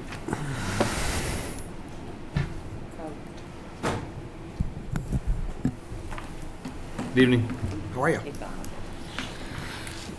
Good. For the record, Steve Bjorkman. And we're actually filing an RDA to determine if the area that's depicted on the plan is subject to the Wetlands Protection Act. And we're filing to see if it is subject to regulation under the local bylaw, and whether the work on the plan is subject to the Wetland Protection Act and the local bylaw as well. Out here, what you have, it's kind of difficult to see it on the plan because we took an aerial, we wanted to show the buildings that are out here, but it's quite clear. We're actually working on the property next door, which was permitted by the commission within the last year. That one of the buildings that's located here was actually constructed in a watering vegetated wetland. It appears to be an area that was filled in for the construction of that. The other building over here appears to be within the buffer zones, the non-disturbance buffer zones, with no permitting that we know of done. That's about as simple as it is. I'm looking for the commission to act on those 4 questions. Before we go any further, Amy, can you clarify this first? And I probably should have done this earlier, this was open before, but this is within the commission's jurisdiction to Right, so. look at this? So on a determination or request for determination of applicability, you can ask whether or not the area is subject to the jurisdiction of the act, similar to what happened at Hood Road just recently. Remember that one? Yes. Okay, same thing. Okay. So, I mean, I think clearly, I guess number one, if you're familiar with the site itself, so. No. What was the street number, Steve, that you were working? 53. So if anybody was out for a site visit at 53, they might recall. And we walked down the bank, and Yes. there's marsh, Okay. salt marsh right there. Yep. And then there was a kind of like a greenhousey, gardeny type thing going Okay. on. That's what those arrows point to. Mm-hmm. So, I mean, the determination, box 1, the area described on the plan is subject to an area subject to protection under the act. Removing, filling, dredging, or altering of the area requires the filing of a notice of intent. Appears to be applicable, as does number 5, which is just citing our local bylaw. That's Okay. the, I think it's a yes or, yes or no, we don't really need to overthink it. Just- Okay. Okay. I think we've got to pursue it. It'll go through the process. What will happen first is the commission members will get to comment, and then we'll open it to the audience. My only question is on the plan, I see some light-colored red lines. Are the resources areas delineated on that plan? No. Or we just know where they are? 'Cause No, we're not delineating them under this. We're we're just saying that the area is subject to the act. Jurisdiction. Jurisdiction. So it's either a resource area or a buffer to. Going strictly by the aerial. Mhm. Okay. And being down. Which we know it is because sounds we like have it an is. official delineation from the property next door. Right. Which Yeah, was in- I didn't see those plans or walk that first, so Okay. that's just Yeah, why you I'm asking. weren't So here yet. I wasn't here then, so that's fine. Okay, The answer is yes from But my visually, it looks like yes. okay. It Paul? looks positive. Okay, Lisa? Yes. Jen? Yeah. You've already commented. In the audience? Just if anybody wants to comment, state your name and address. I'm Jim Stallman, and 49 Border Street is a problem. Right. Get ahead of it just a little bit.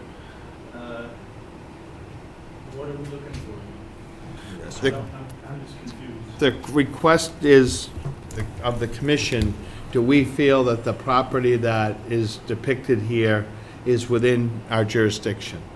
That's what you're determining right now? Yes. Okay, All right? all right. I mean, I could be happy to elaborate just a little bit if you mind. If it's minimal, I mean, that's the only question, is it in our jurisdiction? But you're welcome to And then if it is in your jurisdiction, Mr. Chairman, where does that roll? Where does that go? I don't really know. I mean, that's the question is it in our jurisdiction? That's the only thing that's in this filing. No. What else is in it? If the work depicted on the plan requires a permit under the Wetlands Protection Act, and if the work shown on the plan requires a permit under the local bylaw. So there's 4 questions asked in the RDA. Okay. The first 2 questions are, is it an area? Do you have a subject to copy of the application, for this? Do we? Yes. Well, we never, I have yet to receive any, Oh, I have yet to properly receive anything in terms of an application. No. Okay. No. Well, you're welcome to get one from Jen or Amy, Should have but gotten one on the day of the filing or shortly thereafter. no, you can come and get one from the commission, I but, know, but I mean, that's what the DEP regulations state. okay. But anyway, I mean, Yeah. you asked questions. Yep. I mean, so just. And your name? Lynn Lonnie, I live, this is our property. Sure. What he's pointing to is a vegetable garden that's been there for 37 years. Mm-hmm. Our property there is described in our deed as upland. There's oak trees, there's pine trees. In the last 40 years, it has changed dramatically. It now floods. The garden's got to go at some point because it's saltwater flooding. No one puts a garden in when it's salt water. This was, there's oak trees, big, huge oak trees. There's pine trees. The problem has always been with that garden is shade, not flooding, until the last 4 to 5 years. Sure. And then the little shed that he's talking about isn't even anchored to the ground. It sits on a rock. It's just a piece of wood chips. It's not even grounded. Okay. Yeah, I mean, just if I can clarify, it's a 8 by 10 shed it's sitting on a rock. It's not, it's not. So, By some measure, probably never needed an NOI in the first place. It certainly didn't need any roof from the building department. It's sitting on a rock. It can move, and frankly, it probably needs to move. But that's the other thing. The other thing he's looking at is our vegetable garden.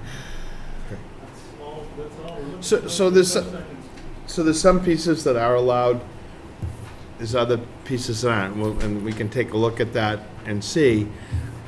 Typically, a shed, although it may not require a building permit, if it's built in a resource area, it requires permission from the commission. Correct. To clarify, though, when we moved there and they needed to, we were, this was upland, or the deed describes it as wooded land, wooded upland. We were, honestly, it's a bit ironic, because I consider myself a steward of the river, and always have. I've been the president of the Gulf Association for many years. The setback, the 200-foot setback that would be the border was from the water, Anthony to that river never overflowed its banks. It 200 feet back from that is still well within, and we cited a vegetable garden that frankly had existed before us, for rhubarb plants, and there were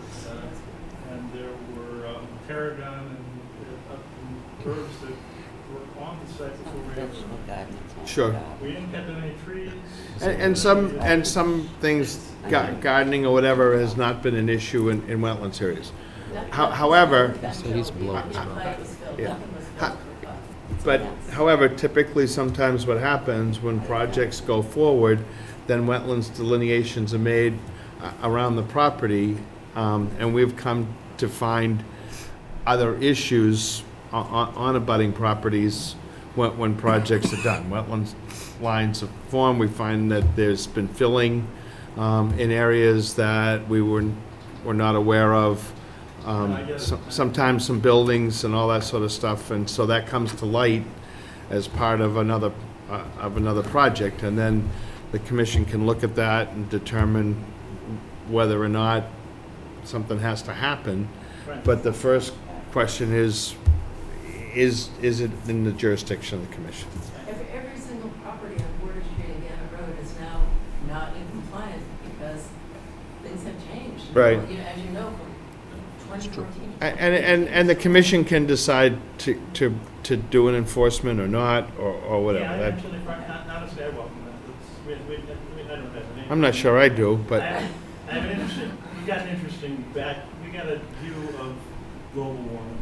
Mhm. You know, when in 1982, when I moved here, that river never overflowed its banks, and every winter it froze. We had skating parties out on the river, you know?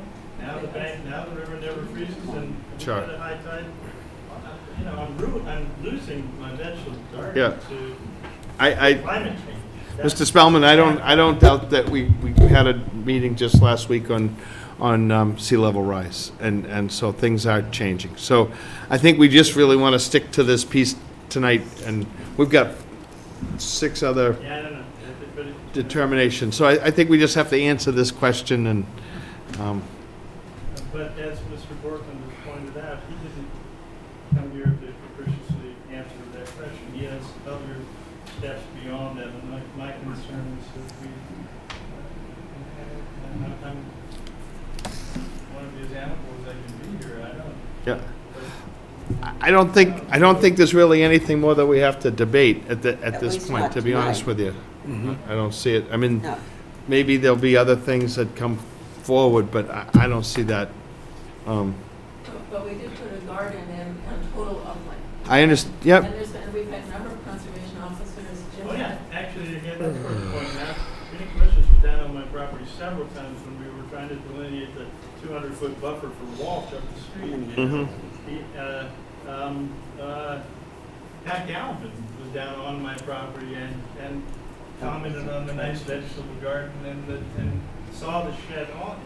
Pat, I mean, Yep. it's not like a. Jim asked Pat to come because he was considering putting a little boathouse in, and where would he put it, where would he set it, and he's been very earnest about trying to. Sure. Okay. All right, I get it. I make a motion for a positive finding.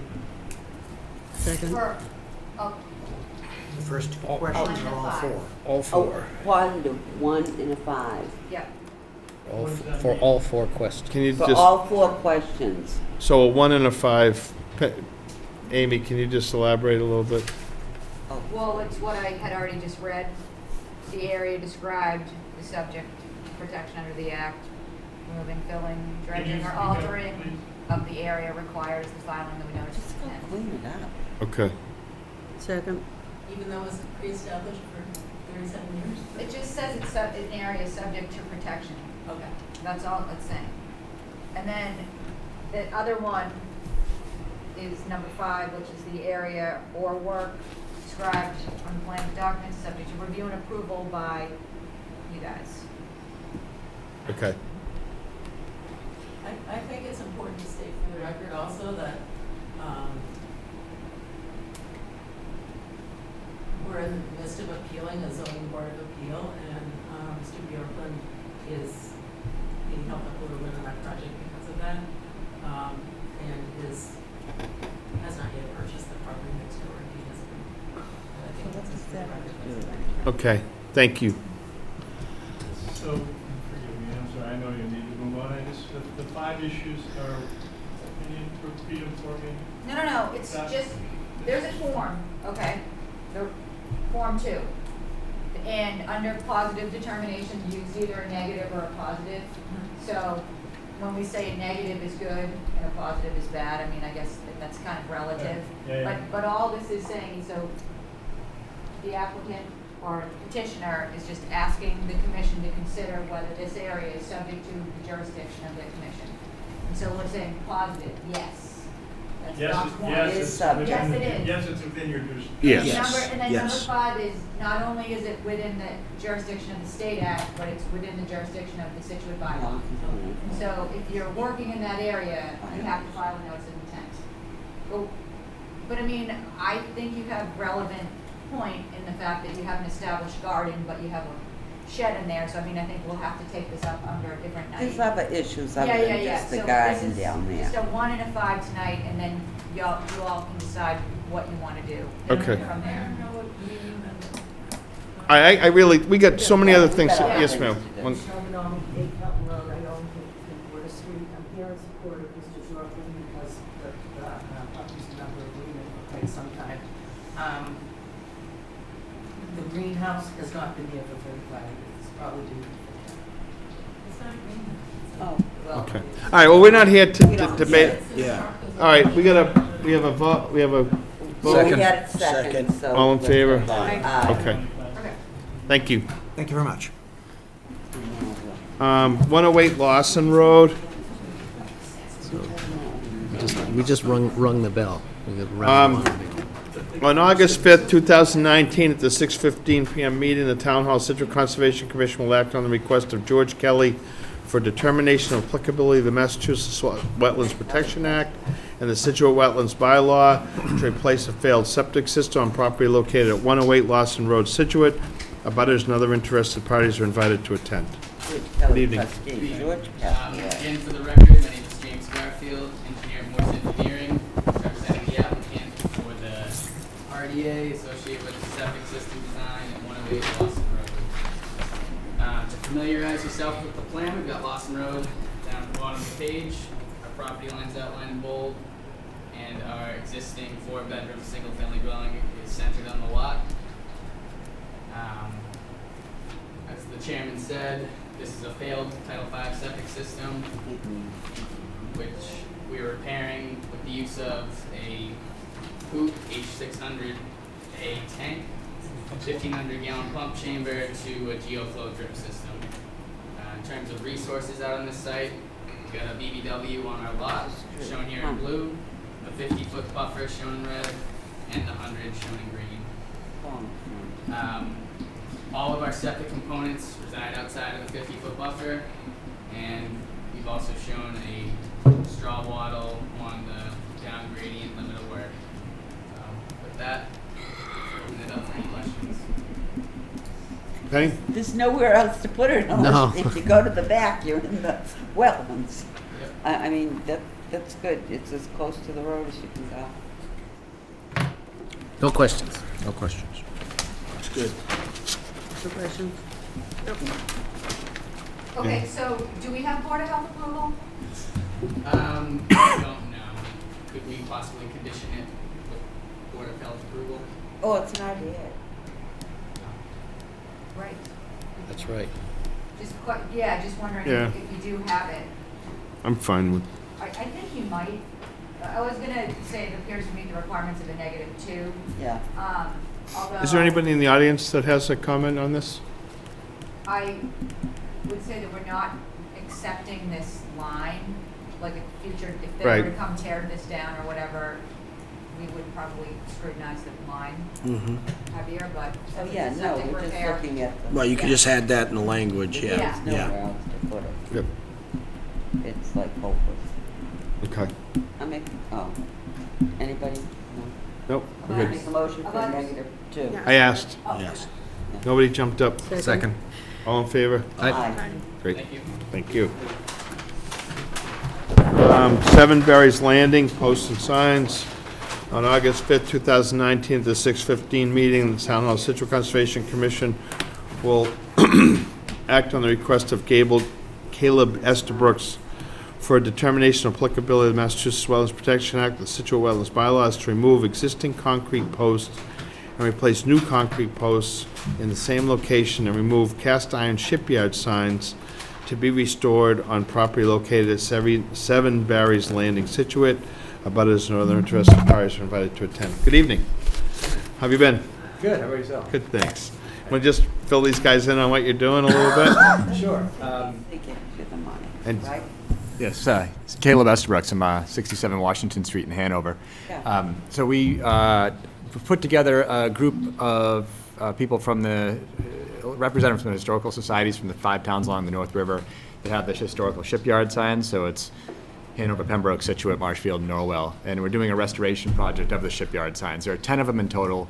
We have one in Scituate that marks the site of the Briggs Hobart Shipyard, which is now currently the site of 7 Barry's, 7 Barry's, yeah, way. So the signs were originally installed in 1919. This sign is, since an original site, we believe the original post. Some of them have been moved over the years. For this particular one, it looks like it's original. Everything's original. It's just showing the signs of age. So they were installed in 1919. The group that we've put together with representatives from the 5 towns have kind of got a 2-part project. One is the restoration of these signs, which it's coming along pretty well. We've got approval for CPC funding for all 5 towns to do the project. We've got approval from 3 of the towns so far, and we've actually moved forward with the work. We started earlier in Norwell and actually have the sign posts installed there. The signs are almost, the cast iron signs themselves have almost completed the work, so we'll be putting those back up again pretty soon. But what we're looking for this project from the Conservation Commission is essentially to make sure that we're clear as far as this work goes, that's not going to impact, they're not going to affect any of the bylaws, need any additional permitting. So our plan is to, in one trip, to go and remove the old concrete post. It's actually, the post is, it's a 10-inch square base and it tapers up to an 8-inch square at the top. Weighs about 1,000 pounds. Is originally, it's 12 feet long. It was originally cast with concrete in 1919 with rebar reinforcement inside. The posts themselves have shown a significant amount of degradation. There's a lot of delamination in the concrete. Most of them have exposed rebar. This particular sign has been patched up a bit, so there's not a lot of, the delamination has occurred a lot, and a lot of it's been kind of patched up and then fallen off again. Someone's kind of cared for it over the years, which is good and gave it some extra life. Its proximity to the ocean, being more exposed to the salt water than a lot of the other signs that are further upriver, is kind of, I think, a reason for having more steps for patching up in previous attempts. So now we're looking to just yank it out and put in a new one. It's in pretty rough shape. We've seen some of the others in a total state of failure. The signs themselves were, they're cast iron, raised lettering. They were originally, I believe, painted black with silver detail for the graphic and the verbiage. Then they were repainted in 1998 by an Eagle Scouts. They're painted white with blue lettering and then color added to the graphic as well. Where the restoration of that, I know it's not really, doesn't really pertain to this group, but just for sake of giving you an update, we're going to take them off-site. It's actually a company called Kaler and Payton, located in Scituate, that's doing the restoration work, although most of the work will actually be done off-site at a foundry in Taunton. They'll be stripping the paint, putting a protective coating on the base, and then an epoxy paint over that. The lettering will be done in black, and then the graphic, again, most likely in a similar color scheme. While that restoration work is being done, that's when we'll be taking the old post out, putting in. That work will happen in one trip. We've had the benefit of this meeting. We've done 6 of these posts so far. We've done 4 in Norwell and 2 in Hanover. The contract that we've been using is used a mini excavator to. The main reason we actually contemplated some ways of pulling the old post out without using any significantly heavy equipment. We could do that. The problem we realized is that putting the 1,000-pound post back into the hole that's left behind by the old one, which was, we didn't really come up with a safe way of doing that. I'm sure originally it was done with a team of oxen and a half a dozen guys with shovels. There's also a lot more impact. To do that, they'd actually dig a bigger hole with a 45-degree angle so you could Actually, slide the post in, more disturbance. And it's hard to find oxen these days, so with the mini excavator. It's heavy enough to be able to lift the new post into place. So pull out the old one, they've been crumbling apart while we're doing it, so we just haul away the pieces. And then increasing the size of the hole with an auger attachment on the mini excavator. That just allows us to actually kind of compacts the soil a bit while we're doing it, and it makes it easy to get the new post in and centered in the angle right and level and whatnot. And then we just tamp the soil around it, we're done. So it's been pretty light on the terrain. We've been putting down track mats. Mostly we've been protecting people's landscaping. There hasn't really been much concern as far as wetlands go because we just haven't really had to approach them. Most of the signs are just upland enough where they can be approached through either an access road or going over a short section of lawn. And so we use track mats, which is an 8 by 4 foot, half-inch thick polyethylene sheet. It's kind of like plywood, but it just doesn't break apart as easily, so the contractors like that. And we're just, like I said, pull out the old post, put in the new one. The work's been taking a couple hours or so. We've had relatively little impact. All the property owners, most of these reside on private property. The property owners have been satisfied with the level of damage being very minimal, if any at all. In this particular area, the property owner here, Mr. David Drinkwater, is very concerned about it affecting his landscaping. There's a pretty short distance, less than 100 feet, to traverse from the driveway to the area where the sign is. It mostly be traversing lawn. We can do it in a straight shot, so it doesn't require a lot of turning by the equipment where most of the damage would occur, but we'll be on the mats anyway. Surrounding the post area itself, there's it's a small grove of trees, I believe cedar and oak. The area around it under the trees is it's mostly English ivy, but also some poison ivy and bittersweet in there. So we'll put the track mats down on that because I hate poison ivy. And that's pretty much the plan for the project. So I guess I wanted to put it forth to this Appreciate it. group and see what if we have any questions about it. And Well, they're pros at it I hear any naysayers here, you're. Right? You've already done 6? we've done 6. Yeah. Hey, you're professional now. No questions. Richard, no. No questions. Nothing. No, Amy? I really appreciated the explanation. Yeah. I wish we had oxen for it. Anybody in the audience? Really appreciate the work. It's Yeah, a no. great effort It's an to. awesome project. Yeah, it's You've been- been to CPC and explained it to us. Great. Yeah, it's been a lot of fun. We a big part of the project also is going to be kind of commemorating the history because it's a 100th year anniversary of these signs. So we actually have a blog on the Watershed Association, North and South Coast Watershed Association website. I'm on the board for the NSRWA, also on the Historical Commission in Hanover. So there's kind of like some overlap there. Great. All the folks that are part of our organization kind of have similar backgrounds with historical and watershed activities. So it's been a pretty fun project. Oh, appreciate Is it. that a -3, Amy? Yeah, -2, -2. I did have one more question too. So the property owner here is very concerned. He had kind of 3 extra requirements of us to do this work. One, mostly involving liability as far as insurance, the contract, and where that goes. But he was hoping, well, he was asking. He's not really hoping. He's telling me to do this work. He wants to have 3 requirements. One of them being some sort of letter, hopefully from Amy. I don't know if we could come up with something that would satisfy him that would be fairly simple. Essentially say that since this isn't a work that he's trying to do, we're essentially asking for permission to do this work on his property. Instead of, it's him being motivated to have his own project done. He's asking for something, sort of letter, kind of guaranteeing that he's not going to be held responsible for any of the. We can give him that. We'll give them that. Yeah, essentially because if we knock something down and it causes damage in the wetlands, that it's not him that's going to be having his feet held to the fire. It's going to be our group that's doing the restoration project. What's the third Well, one? that's implicit in the permit, but we can say it as That's one what I letter. thought, but it didn't apply. Okay. It's totally implicit within the permit, yeah. Okay. Yeah, and so then it's really insurance, and then he wants a guarantee for his landscaping, which isn't this group. So that's you guys, the Yeah, that's insurance our- and that yeah. will, okay. Yeah, but that's the part he wanted from the conservation. Maybe we'll stop by and make a visit while you're out there. Okay. That'd be nice. Yeah, When do you let us think you'll know do it? when it's going on. We'll be doing it in batches of 3, so we have, I have I have to go through Concom for Marshfield still, and that's it. We're actually permitting for 3 of the 5 towns, well, hopefully 4 after tonight. So once, we're not on the agenda for Marshfield until the end of August.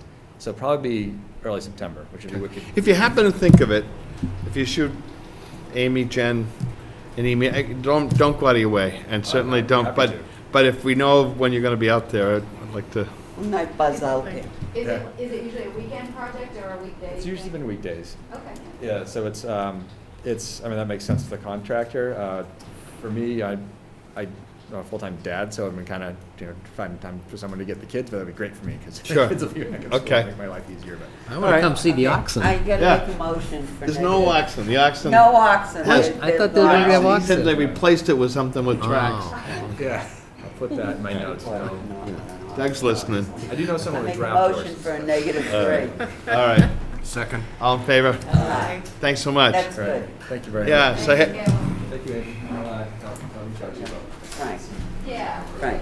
I know it's don't say it. That's okay. 44 Stockbridge He Road. knows what I'm gonna say. On August 5th, 2019, during the 6:15 meeting at Town Hall, Scituate Conservation Commission will act on the request of Peter Crowell for determination of applicability of Massachusetts Wetlands Protection Act and to upgrade a septic system on a dwelling located at 44 Stockbridge Road, Scituate.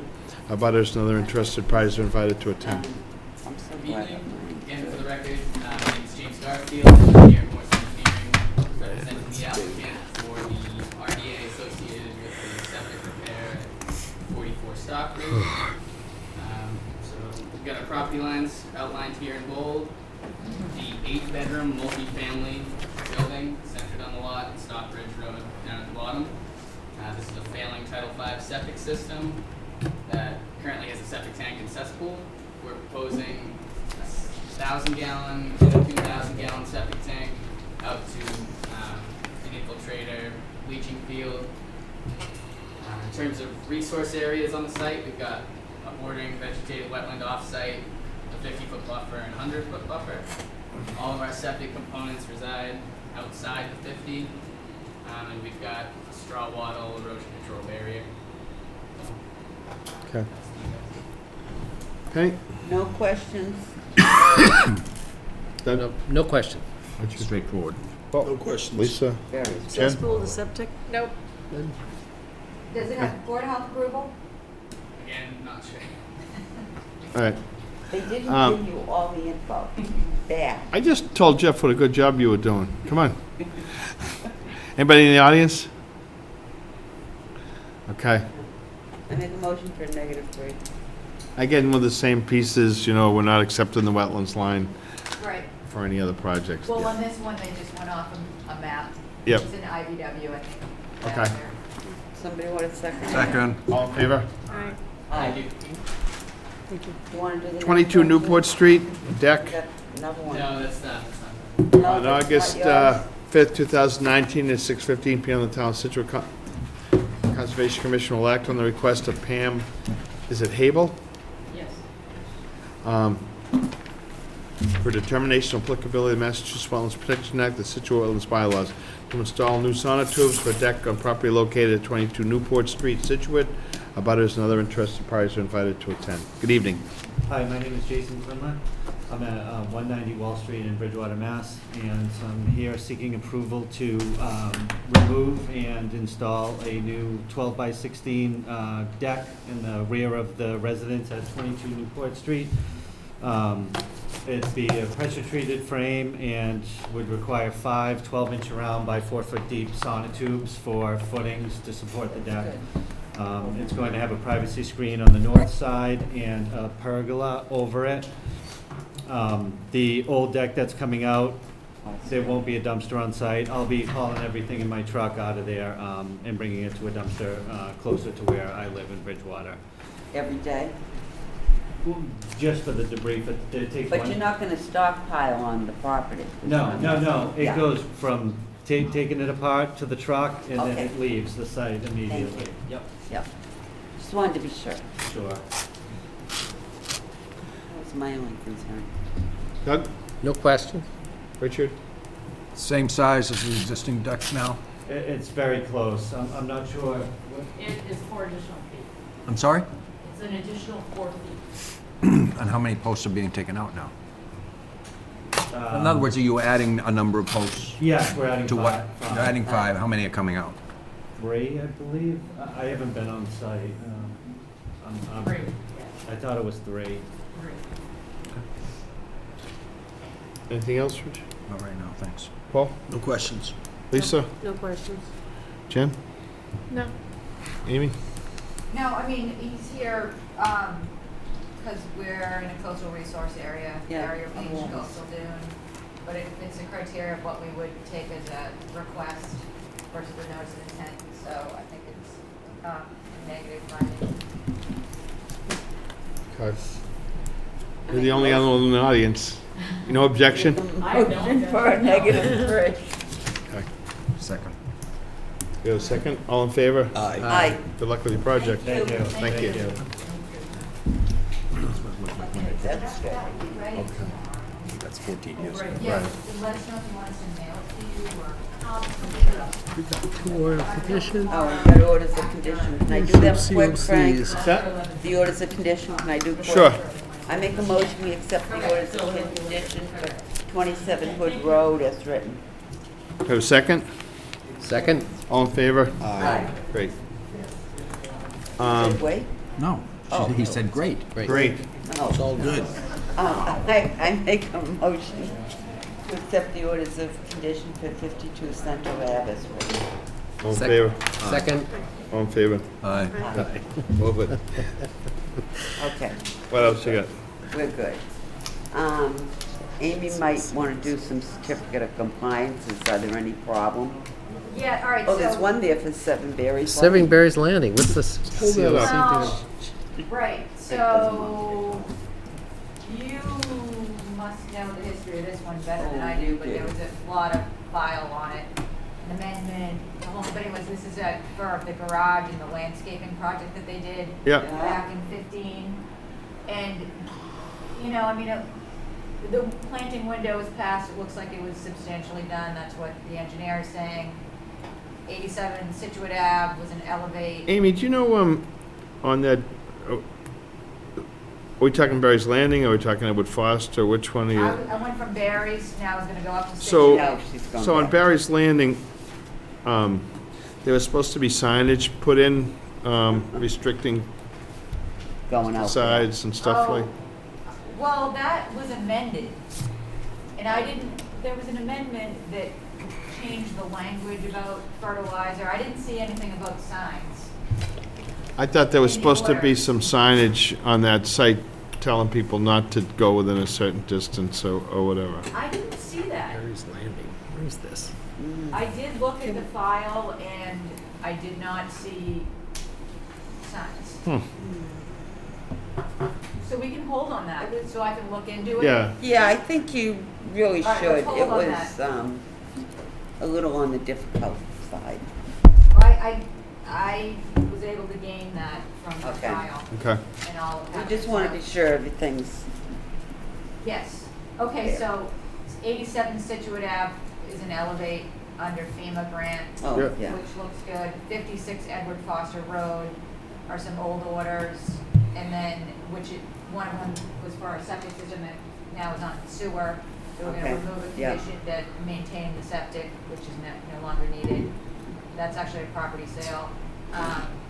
146 Tilden was a septic. 38 Atlantic is Oh, that's definitely one more. that, it's the one with the shed and the beach grass. So the beach grass is planted, actually the sunrise started, so it's been there. I mean, I'd say it's probably 75%. I wish there was a way we could stop them from parking on it. I did have a discussion with the current owner.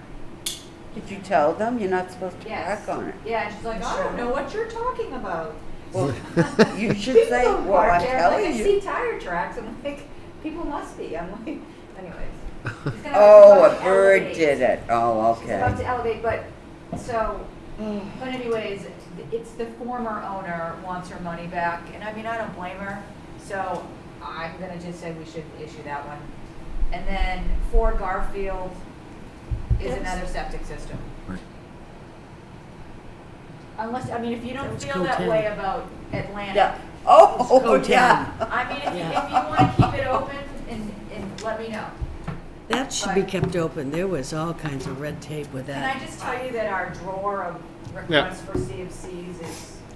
No, I mean, if there's anything that can be closed out, and I don't want to belabor stuff Yeah, over no, a little I bit. think she substantially complied with the intent. I mean, it's not perfect, and people, as I said, somebody's driving on it. Maybe people are just turning around there, I don't know. No, they're parking. There Oh, was, there were 7 cars on there the other day. Yeah, well, then she That was major. told me a fib then. That was major, you know, when that was done, but Yeah. no, give it. The whole get destruction of rid the it. dune was Yeah. based on parking, And we said on Central absolutely and no. Atlantic.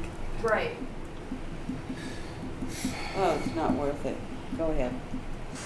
Okay, but the one I'm not recommending is 8 Maple. We're not quite there yet. Oh, 87. but I am also adding one to the list, which I said at the beginning of the meeting, which was 304 Clap. So that's gonna be a partial, because he's within his 2-year planting window, having planted last September. There's a 2-year window, but apparently there's a sale pending, and I think the partial should facilitate the sale. Okay. But we still have money, which I don't think we should release until the 2-year window has gone by. Okay. But you said 8 Maple, you mean 87. 80? 87 April Maple? 87. Okay. All right. Well, and here's just a small discussion about what constitutes a growing season.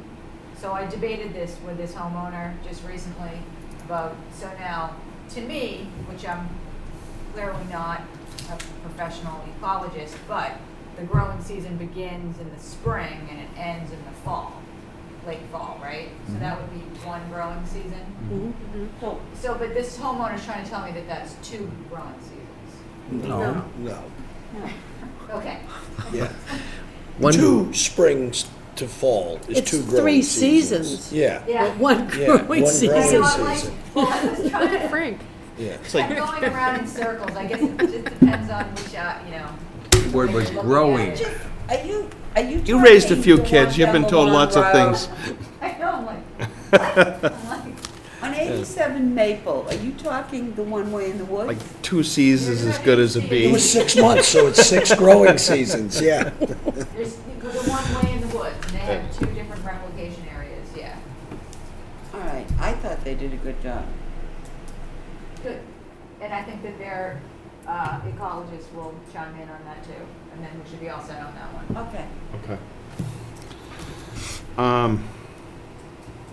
Okay, agents report. Did you guys want to have a position on 385 CJC on that information I sent over? Amy, I'm confused on that. Okay, I'm And- not sure and I'm gonna be able to answer. No, because I looked at the background information for the BOH meeting tomorrow, and it says nothing about multiple housing at all, or anything like that. All he said in that was that he wanted to change his own house. That's why I asked the question on Essential. Right, I don't think. So that's he's why been I'm, forthcoming well, that may be the case. Because he's also submitted a plan, a Morse plan with 4 or 5 houses on it. Well, that, So, that's why I asked the question, because Are the the two selectmen don't even go together. considering doing this?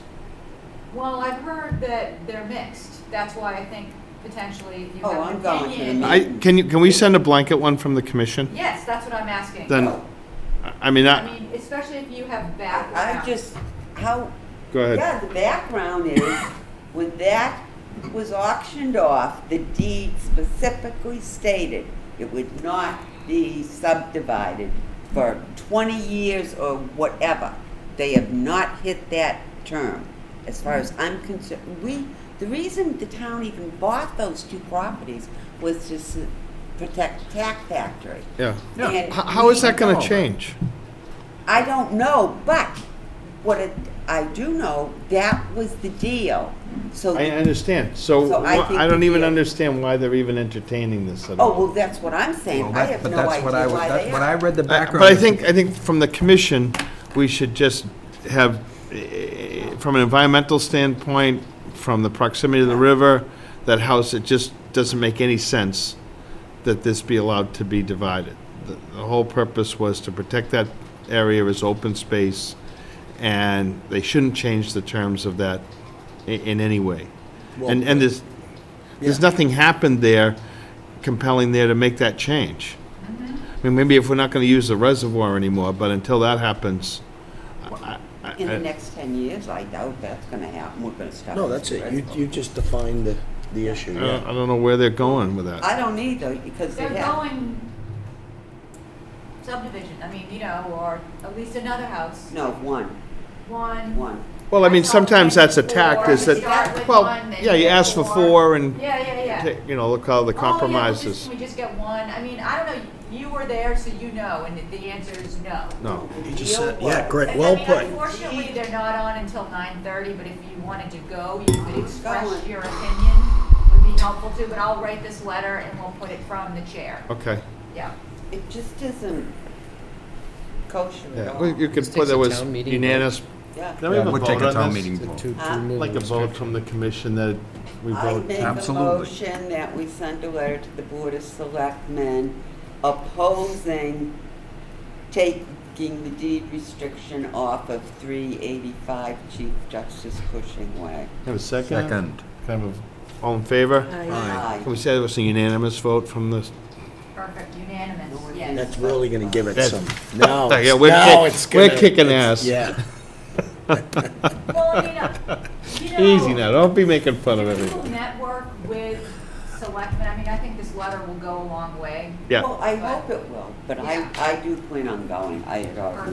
Perfect. okay. Okay, next item was, he's not here, but there was an Eagle candidate who I passed his name on. Yeah, we gotta get on to that. So, yeah, he seems to be really anxious to do that. You laughing like boardwalk. that? I love when Frank is in despair. It's just like, We had. It's time, all right. We sent off a response to the lawsuit.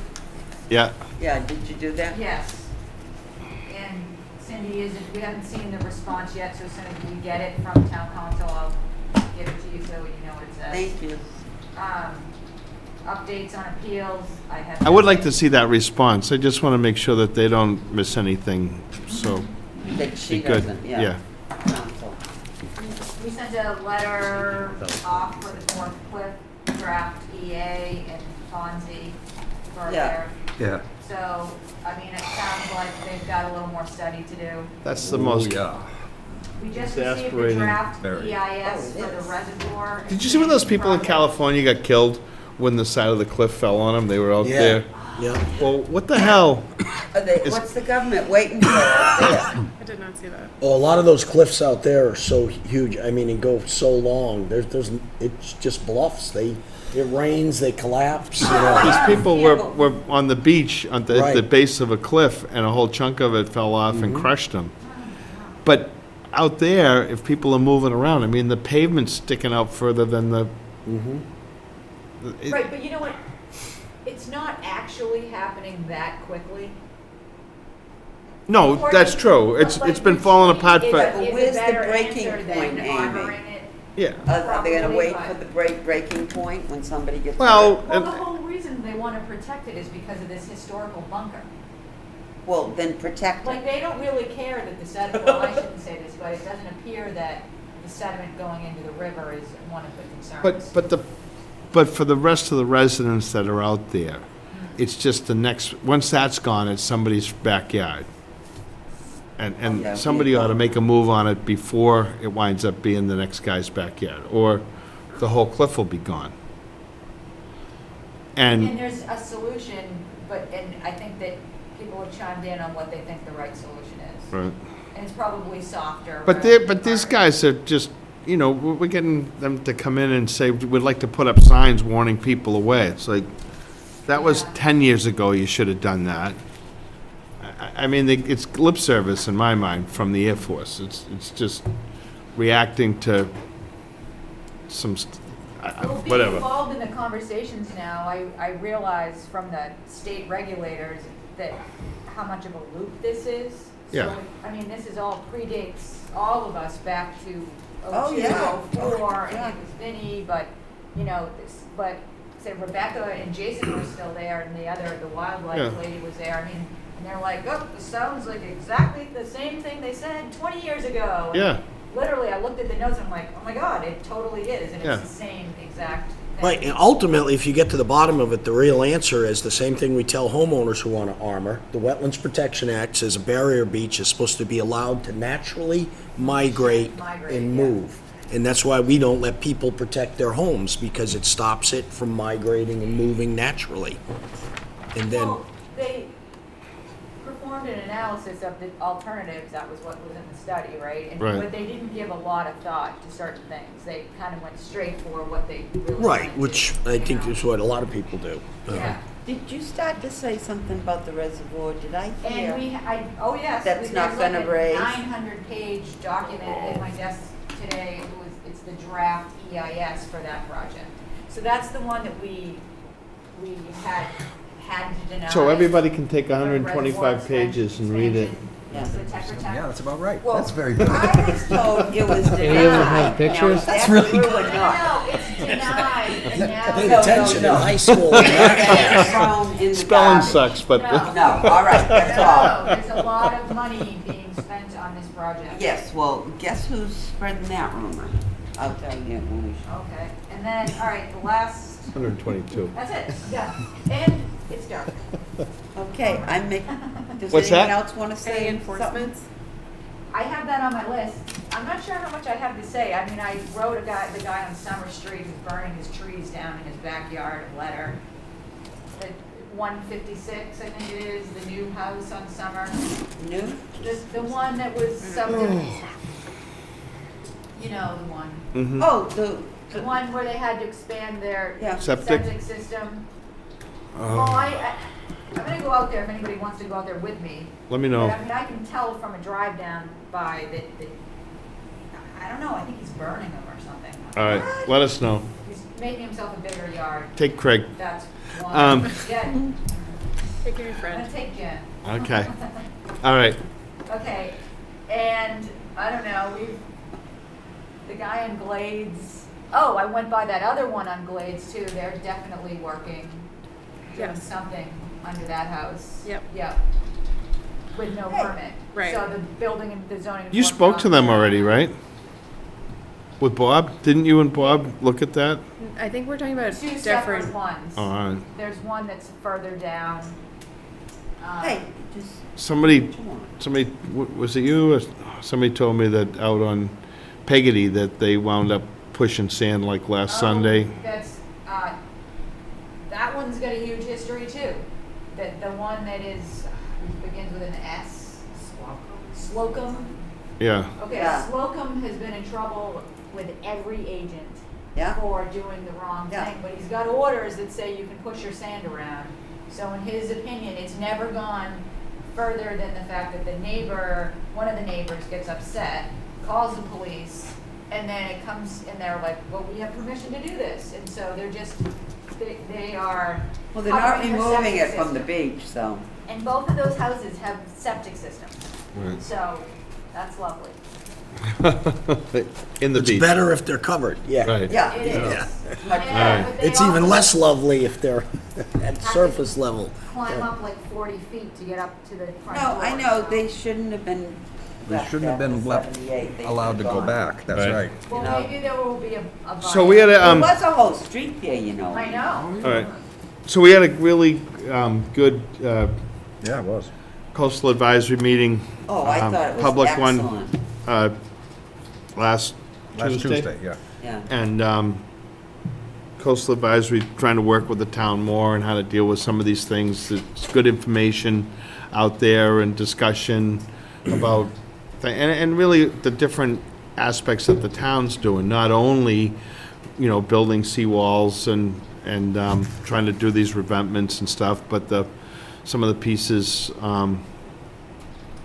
in other parts of the town trying to do additional forest shore protection, down to what the fire and police are trying to do to help people evacuate and planning and grant getting and that sort of thing. So it was a good, It was very I thought- educational. I thought that, considering the turnout, especially which was the largest I've seen for these types of meetings, I thought the explanations that were given as to the complicated processes that have to be gone through I think people finally are starting to get it, more than had been getting it anyway, and that, it should expand with time, so I thought it was really good.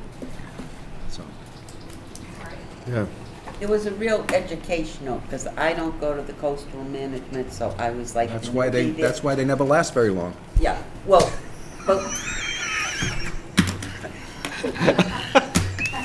Wow, all right. I just think it was done wonderfully in. Do we have a motion to adjourn? We're in no man's land Do now. we have a yeah. motion to adjourn? Motion to adjourn. Motion to adjourn. Second. All in favor? Aye. Aye.